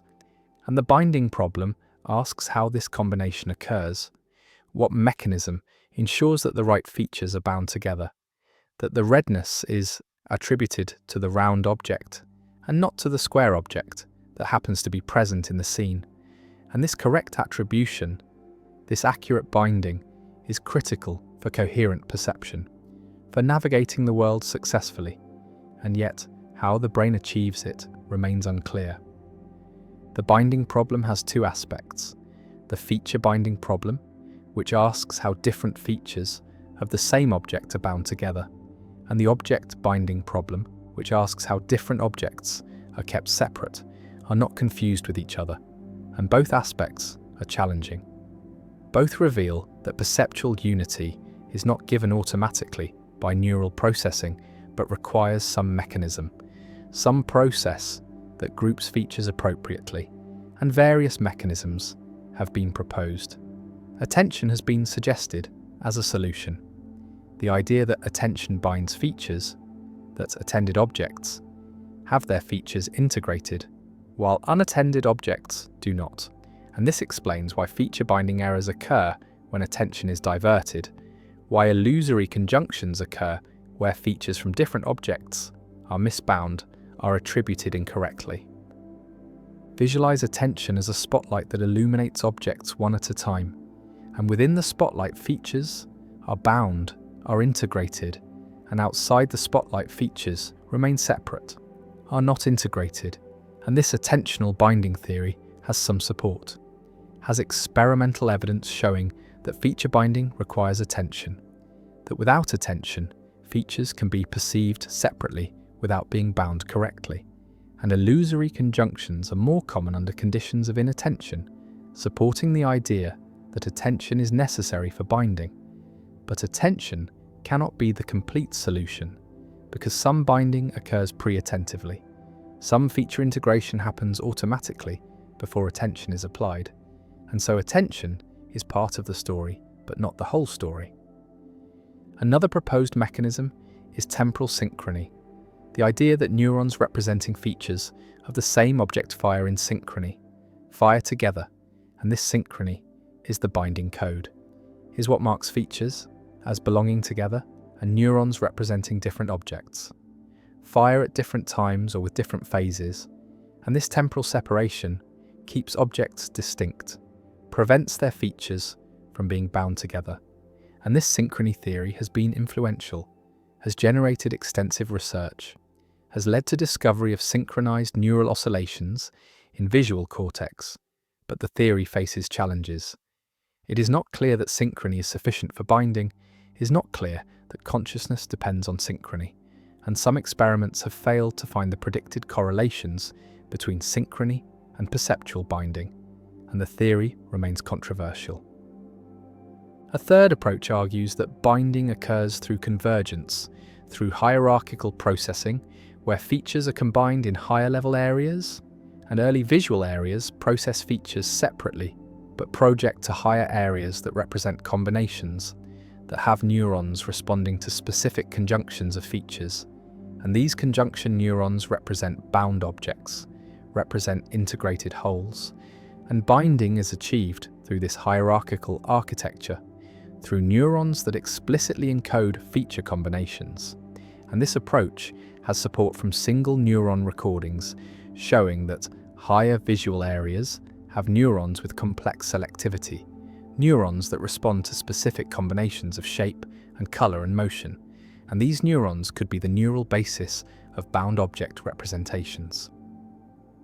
The binding problem also connects to consciousness, because unified conscious experience seems to require binding, seems to require that separate neural processes be integrated into coherent wholes, and some theories of consciousness, like integrated information theory, make integration central, argue that consciousness arises from integrated information, from systems where different parts interact and constrain each other, and binding as a form of integration is the combination of separately processed features into unified representations. And understanding binding may be crucial for understanding consciousness, may reveal how neural processes give rise to unified experience. The problem also has practical implications. For understanding neurological conditions where binding fails, where patients see features but cannot bind them correctly, and such conditions exist. Barlint's syndrome is one example, where patients can see individual features but cannot perceive objects, cannot integrate features into wholes. And these patients provide evidence that binding is a genuine process, is not automatic, can be disrupted by brain damage. And studying these patients helps understand normal binding, helps identify the brain regions and processes necessary for feature integration. Some philosophers argue that the binding problem is really a problem about consciousness, about how physical processes give rise to subjective experience, about the hard problem, and binding is one aspect of this, is the problem of how separate neural processes give rise to unified conscious experiences. And solving the binding problem may require solving the hard problem, may require understanding how neural activity becomes experience. And this makes binding one of the deepest problems in neuroscience, a problem at the interface between neuroscience and philosophy of mind.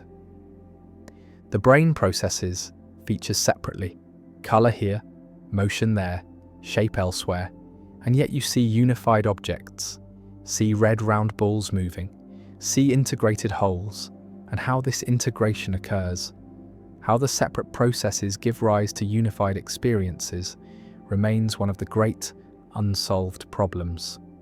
The binding problem stands, challenging, fundamental, revealing a gap between our understanding of neural processing and our understanding of perception. And various theories exist, various mechanisms have been proposed. attention, synchrony, convergence, but no theory is complete. No theory explains all aspects of binding, and the problem persists as one of neuroscience's deepest mysteries. A puzzle about how unity emerges from multiplicity, how the brain binds what it processes separately, and the question remains open. The mechanism remains elusive, and the binding problem endures. The Bertrand's box paradox.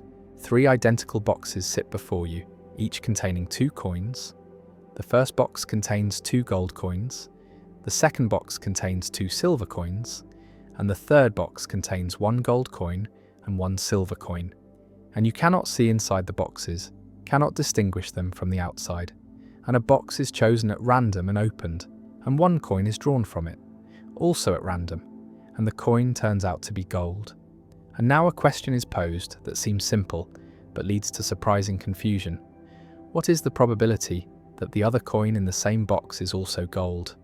And the intuitive answer that most people give is 1/2, reasoning that since the drawn coin is gold, the box cannot be the one with 2 silver coins. So it must be either the box with 2 gold coins or the box with 1 gold and 1 silver. And these 2 possibilities seem equally likely, and so the probability that the other coin is gold should be 1/2. But this reasoning is wrong.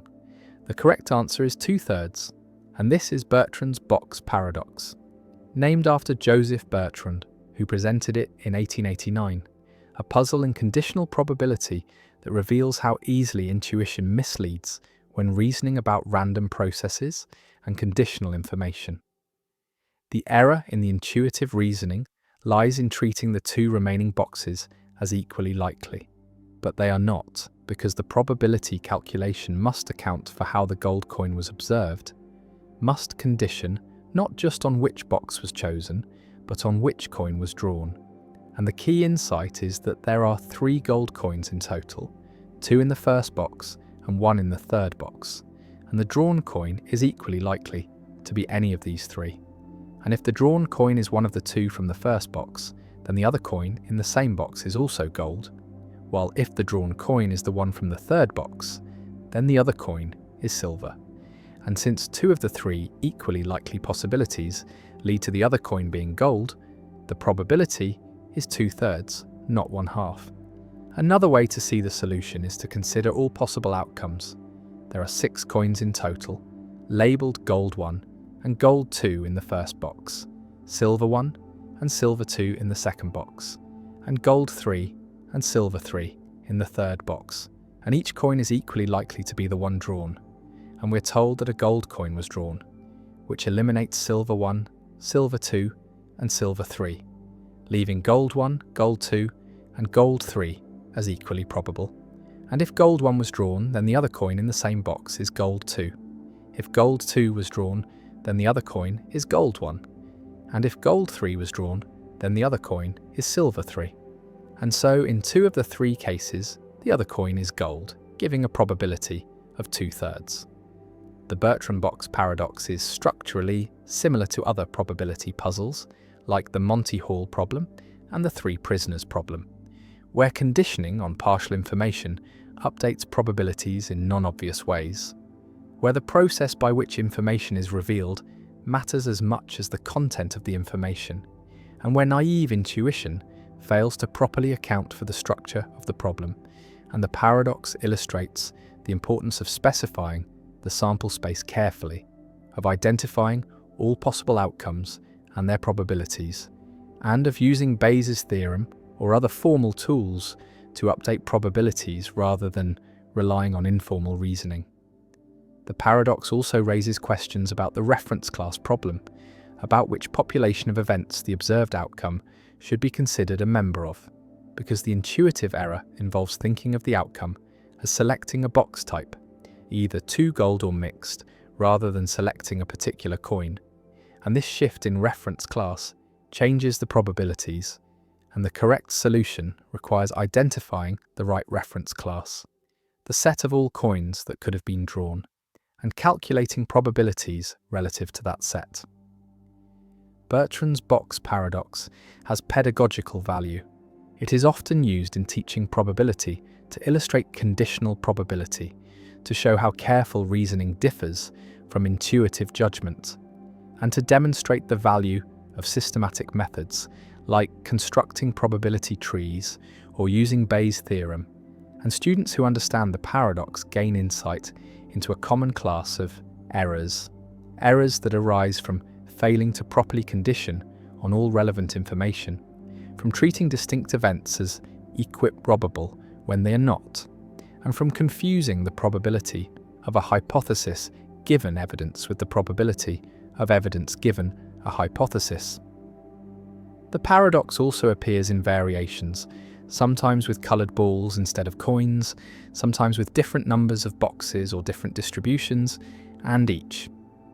Variation tests slightly different aspects of probabilistic reasoning, but the core lesson remains the same, that conditional probabilities must be calculated carefully, that intuition is unreliable, and that formal methods are necessary to avoid systematic errors. And the paradox connects to real-world situations where similar reasoning is required. Medical diagnosis, where symptoms must be interpreted in light of disease prevalence and test reliability. Legal reasoning, where evidence must be weighed in light of prior probabilities and alternative explanations. And machine learning, where classifiers must be trained to properly account for base rates and conditional dependencies. The boxes sit on the table, indistinguishable from the outside. The gold coin gleams in your hand, and the question hangs in the air: what is the probability that the other coin is also gold? And the answer, 2/3, contradicts the intuitive 1/2. And the gap between intuition and mathematics reveals something about how we reason about chance, about how we estimate probabilities, about how we update beliefs in light of evidence. And the Bertrand box paradox remains a touchstone, a simple puzzle with a surprising answer, a demonstration that probability is subtle, that conditioning changes things in non-obvious ways, and that even questions that seem straightforward can hide complexity, can require careful analysis to answer correctly. And the paradox endures as a teaching tool, a cautionary tale, a reminder that mathematical reasoning is necessary to avoid errors that intuition cannot prevent. And the gold coin sits there, evidence that shifts probabilities, information that updates beliefs, and the calculation proceeds, formal and precise, yielding 2/3, and the intuition retreats, humbled by mathematics, corrected by careful thought. And the lesson is learned again, that probability is counterintuitive, that conditional reasoning is hard, and that paradoxes like Bertrand's box serve an essential function, exposing the gaps between how we think we reason and how we actually should reason, between the quick judgments of intuition and the slow calculations of mathematics. And the boxes remain coins inside, waiting to teach the next student, to confound the next intuition, to reveal once more that chance and evidence interact in ways that defy expectation. And the paradox persists, elegant and instructive, a permanent fixture in the pedagogy of probability, a puzzle that generations of students have encountered and been surprised by, and will continue to encounter as long as probability is taught and intuition needs correction. The Allais paradox. Maurice Allais, a French economist and Nobel laureate, presented a pair of choices in 1953 that revealed a systematic pattern of preferences violating the independence axiom of expected utility theory, and this became known as the Allais paradox, one of the most influential demonstrations that human decision-making deviates from the prescriptions of standard rational choice theory. And the paradox shows that people's preferences can be influenced by irrelevant alternatives, by outcomes that occur in both options and should therefore cancel out, yet somehow affect which option is chosen. The first choice involves two lotteries. Lottery A offers a certain gain of $1 million, while Lottery B offers a 10% chance of winning $5 million, an 89% chance of winning $1 million, and a 1% chance of winning nothing. And when faced with this choice, most people prefer lottery A, the certain million, preferring the sure thing to the gamble, even though the gamble has a higher expected value. And this preference reflects risk aversion, a common and generally accepted feature of human decision-making. The second choice involves two different lotteries. Lottery C offers an 11% chance of winning $1 million and an 89% chance of winning nothing, while Lottery D offers a 10% chance of winning $5 million and a 90% chance of winning nothing. And when faced with this choice, most people prefer Lottery D, the gamble with the higher potential payoff, accepting the slightly lower probability of winning in exchange for the much larger prize. The paradox emerges when these two preference patterns are analysed together, because the independence axiom of expected utility theory requires that if Lottery A is preferred to Lottery B, then Lottery C should be preferred to Lottery D. And the reason is that Lotteries A and B differ from Lotteries C and D only in that there is an 89% chance in both A and B of receiving $1 million, and in both C and D this 89% outcome is replaced with winning nothing, and this replacement should affect both lotteries equally, should not change the preference order, because the independence axiom says that preferences between lotteries should depend only on outcomes where the lotteries differ, not on outcomes that are the same in both. And the 89% probability mass is shifted in the same way for both pairs, and so if you prefer A to B, you should also prefer C to D. And if you prefer D to C, you should also prefer B to A. The typical pattern of preferences, A over B and D over C, cannot be represented by any utility function satisfying the expected utility axioms. And so the Allais paradox demonstrates that people systematically violate the independence axiom, that their preferences are sensitive to common outcomes in ways that expected utility theory does not permit. And this violation is robust, appearing in experiments with diverse populations, with real monetary stakes, with careful experimental design, and the paradox cannot be dismissed as error or confusion, but represents a genuine feature of human decision-making. The paradox has inspired alternative theories that can accommodate the observed preferences, including prospect theory, developed by Daniel Kahneman and Amos Tversky, which modifies expected utility theory by introducing reference points, by treating gains and losses differently, by allowing for probability weighting where people overweight small probabilities and underweight large probabilities. And these modifications can explain the Allais preferences, because in the first choice, the certainty of $1 million receives extra weight, making Lottery A more attractive, while in the second choice the small probabilities are overweighted, making the 10% chance of $5 million in Lottery D seem more appealing than the 11% chance of $1 million in Lottery C. Other theories include regret theory, where people anticipate the regret they would feel if they made the wrong choice. And this anticipated regret influences preferences in ways that violate independence, because the certain million in Lottery A avoids the regret of choosing the gamble and losing everything, while the choices between C and D do not have this asymmetry. And rank-dependent utility theory, which generalizes expected utility by allowing the utility of lotteries to depend not just on outcomes and probabilities, but on the rank ordering of outcomes, and this allows for preferences that violate independence while maintaining other desirable properties. The Allais paradox raises normative questions about rationality. Some argue that the independence axiom is a fundamental requirement of rational choice, that violating it leads to incoherence, to preferences that can be exploited through Dutch books or money pumps, to decision-making that is systematically suboptimal, and that people who exhibit Allais preferences are making mistakes and should revise their preferences to conform to expected utility theory. While others argue that the independence axiom, while mathematically convenient, is not a necessary condition for rationality, that it does not capture important aspects of how people value uncertain prospects. that preferences like those in the alley paradox reflect legitimate concerns about certainty, regret, and the context of choice, and that we should revise our normative theories to accommodate these preferences rather than dismissing them as irrational. The paradox also has practical implications for economics and policy, because if people systematically violate independence, then markets may not function as standard theory predicts. Risk preferences may be context-dependent.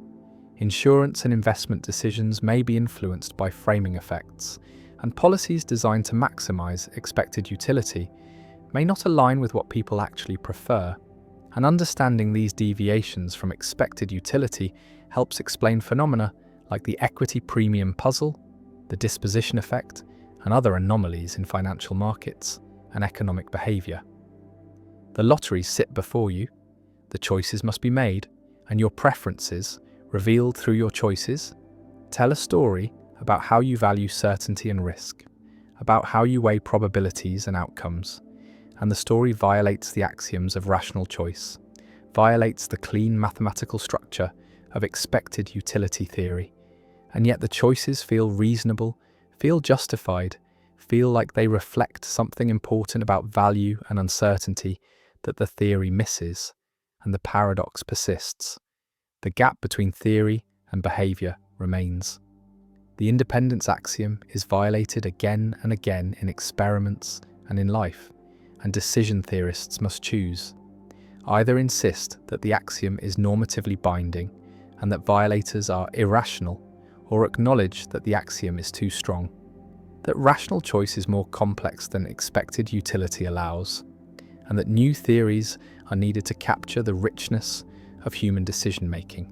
And the Allais paradox remains a landmark, a decisive demonstration that classical rational choice theory does not fully describe or prescribe human behavior, a challenge that spawned new theories and new research programs, and a reminder that rationality is contested, that what counts as a reasonable choice depends on assumptions and frameworks that are themselves open to question, and the lotteries remain, the choices remain, the preferences remain, and the paradox endures, unsolved in the sense that no consensus has emerged about whether the preferences are rational or irrational, about whether we should revise our theories or our preferences, about whether independence is a negotiable axiom or a non-negotiable requirement.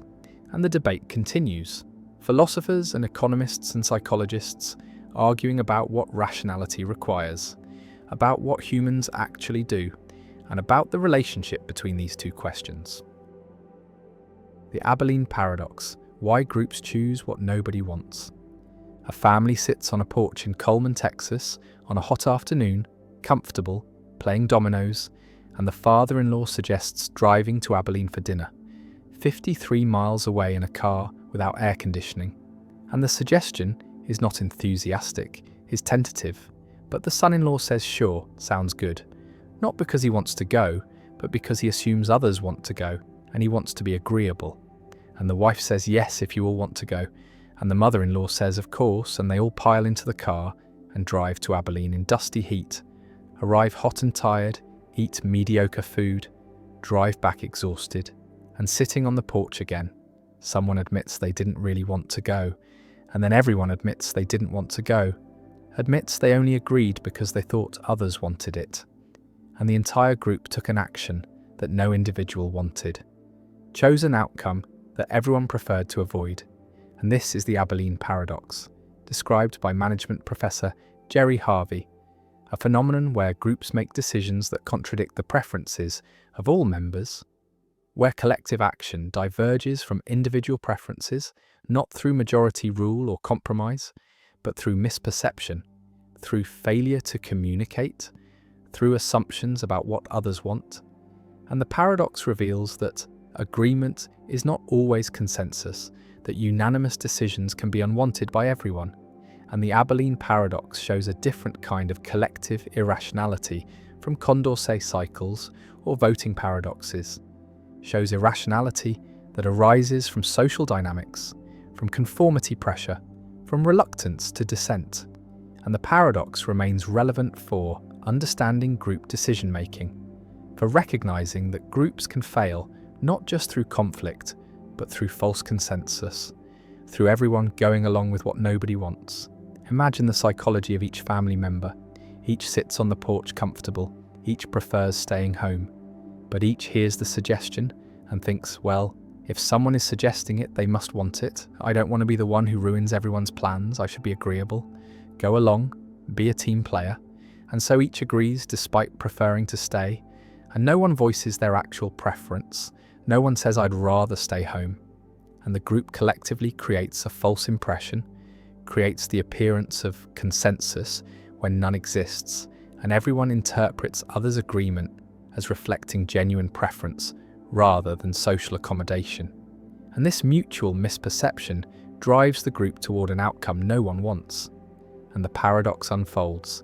The trip is taken, the unwanted dinner eaten, and only afterward does truth emerge. Does communication clarify that everyone preferred staying home? And the group confronts the absurdity, the recognition that they did something no one wanted through failure to communicate authentically. The Abilene paradox differs from groupthink, where group members genuinely conform their preferences to the group, genuinely come to believe the group view.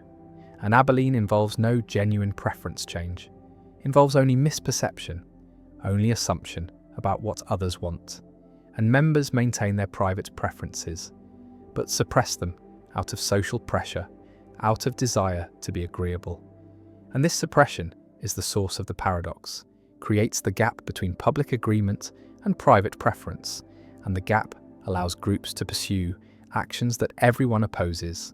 And breaking the paradox requires someone to voice dissent, to say, actually, I'd prefer not to go. And this dissent can reveal that others feel the same, can break the false consensus, but dissent is risky, is socially uncomfortable, requires challenging what appears to be group preference. And most people avoid this, prefer to go along, and the paradox persists. Visualize the Abilene paradox as a coordination failure, where the optimal outcome requires everyone to reveal their true preferences, requires honest communication, but social norms and psychological tendencies prevent this, create pressure toward agreement, toward accommodation, toward not rocking the boat. And these pressures are strongest when relationships matter, when group harmony is valued, when dissent risks social costs and family dinners and work teams and community groups all face Abilene risks. All can make decisions that no one wants through false consensus, through failure to communicate authentically. And the paradox shows that agreement is not always good, that unanimous decisions can be wrong, that groups need mechanisms for authentic communication, need cultures that encourage dissent, need permission to disagree. One lesson from the Abilene paradox is the importance of honest communication, of creating environments where people feel safe expressing disagreement, where dissent is welcomed rather than punished. And organizations that suffer repeated Abilene paradoxes often have cultures of false harmony, have norms that discourage challenging proposals, have leaders who interpret dissent as disloyalty, and these cultures create conditions for Abilene, create pressure toward agreement, and preventing the paradox requires changing culture, requires valuing truth over harmony, requires encouraging people to voice concerns. And this is difficult, requires conscious effort, requires leadership that models disagreement, that rewards dissent, that avoids shooting messengers. Another lesson is about decision-making procedures, about how groups can avoid Abilene through structured processes, through anonymous voting, through devil's advocate roles, through explicit checking for consensus, through asking not just who agrees, but who disagrees and why. And these procedures create space for dissent, create permission to voice opposition, and reduce pressure toward false consensus. And effective groups use these procedures systematically, build them into decision-making, recognize that surface agreement may hide opposition, and these procedures are especially important for high-stakes decisions, for commitments that are costly to reverse. And the trip to Abilene is costly, is unpleasant for everyone, and could have been avoided with better communication. The Abilene paradox also appears in organizational settings, in corporations where teams pursue strategies that no one really supports, in committees that adopt policies no member wants, in groups that invest in projects everyone privately doubts, and these organizational Abilenes are costly, waste resources, damage morale, produce outcomes that serve no one's interests, and preventing them requires organizational awareness, requires training people to recognize Abilene dynamics, requires creating cultures where speaking up is safe, where dissent is valued, and many organizations fail at this. Have cultures of deference, have hierarchies, where subordinates agree with superiors even when privately opposed, and these cultures are Abilene-prone, create repeated paradoxes, and organizational effectiveness requires breaking these patterns. Some argue that the Abilene paradox is overstated, that genuine cases are rare, that most group decisions reflect genuine preferences of at least some members, and while everyone agreeing despite everyone opposing is uncommon, partial Abilene is more common, where some members oppose but remain silent, and the group pursues a course that a vocal minority supports while a silent majority opposes, and this partial Abilene is still problematic, still produces suboptimal outcomes, and preventing it still requires encouraging dissent, requires creating safety for opposition. The paradox also raises questions about responsibility, about who is responsible when groups make decisions no one wants, and the answer is everyone and no one. Everyone contributed through silence, through false agreement, through failure to voice opposition, but no one individually caused the outcome. No one individually chose wrongly. Each made a reasonable social decision to accommodate perceived group preferences. And the collective outcome is worse than any individual action merited. And this shows how social dynamics can produce results that exceed individual culpability, can create group failures that no individual intended. And avoiding such failures requires collective awareness, requires group-level solutions, requires changing communication patterns and decision procedures. The family sits on the porch afterward, hot and tired and annoyed, and someone admits they didn't want to go, and the admissions cascade. And everyone realizes the absurdity, realizes they collectively did something no one wanted, and the Abilene paradox is revealed, and laughter mixes with frustration, and the lesson is learned.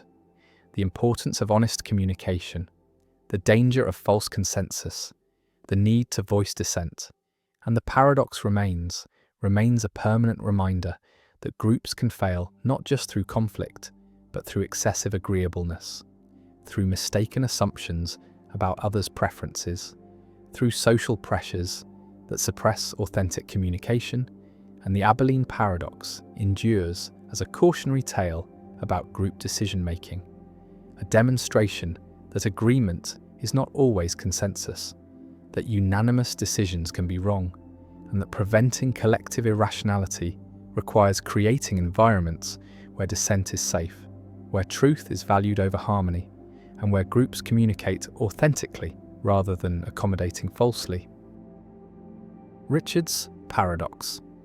In 1905, the French mathematician Jules Richard discovered a paradox that strikes at the heart of how language and mathematics interact, revealing that certain kinds of definitions can generate contradictions no matter how carefully they're constructed. Consider the set of all real numbers that can be defined in a finite number of words using the English language. And this set seems reasonable at first because most numbers we ever think about can be described in some way. Pi is the ratio of a circle's circumference to its diameter. The square root of 2 is the length of the diagonal of a unit square, and so on. Since there are only finitely many words in the English language and only finitely many ways to arrange them into sentences of any given length, there can only be countably many such descriptions, which means there are only countably many real numbers that can be defined in this way. Yet the real numbers are uncountable, as Georg Cantor proved, which means there must exist real numbers that cannot be defined in any finite number of English words. Numbers that are forever beyond the reach of language, numbers that exist but cannot be named or described or pointed to in any way. Now comes the paradox. Consider the real number defined as follows. Let it be the first real number in the set of all real numbers that cannot be defined in a finite number of English words, arranged in some standard ordering, such as numerical order. This definition appears to successfully define a specific real number, and the definition itself uses only a finite number of English words, which means the number it defines belongs to the set of numbers that can be defined in a finite number of words, but the definition explicitly states that the number belongs to the set of numbers that cannot be defined in a finite number of words, and so the contradiction emerges, sharp and unavoidable.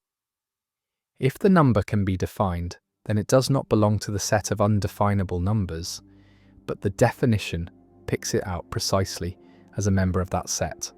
And if it cannot be defined, then the definition fails to refer to anything at all, and yet the definition seems perfectly coherent, grammatically correct, and mathematically precise. Richard's paradox exposes a fundamental problem with the concept of definability, the idea that we can cleanly separate describable objects from indescribable ones, because the act of describing the indescribable creates a loop that collapses into contradiction. Some logicians argue that the phrase cannot be defined in a finite number of words is itself vague or improperly formalized, that it mixes informal natural language with formal mathematical concepts in a way that generates confusion, and that a more rigorous treatment would prevent the paradox from arising. Others suggest that the paradox reveals a hierarchy in language, that definitions must be made within specific formal systems, and that talking about all possible definitions requires stepping outside the system into a meta-language, and that mixing these levels is where the contradiction appears. Alfred Tarski developed this idea into a full theory of truth and definability, showing that no language can fully express its own semantic concepts without risking paradox, that truth and definability must always be relativized to a particular formal system, and that higher order languages are needed to talk about lower order ones. Richard's paradox also influenced the development of computability theory, because the question of whether a number can be defined in a finite number of words is closely related to whether it can be computed by a finite algorithm, and paradoxes like Richard's helped clarify the distinction between computable and non-computable reals. The paradox remains a haunting reminder that language, even mathematical language, has limits, that not everything that exists can be captured in words, and that the boundary between the describable and the indescribable is not as stable as it first appears,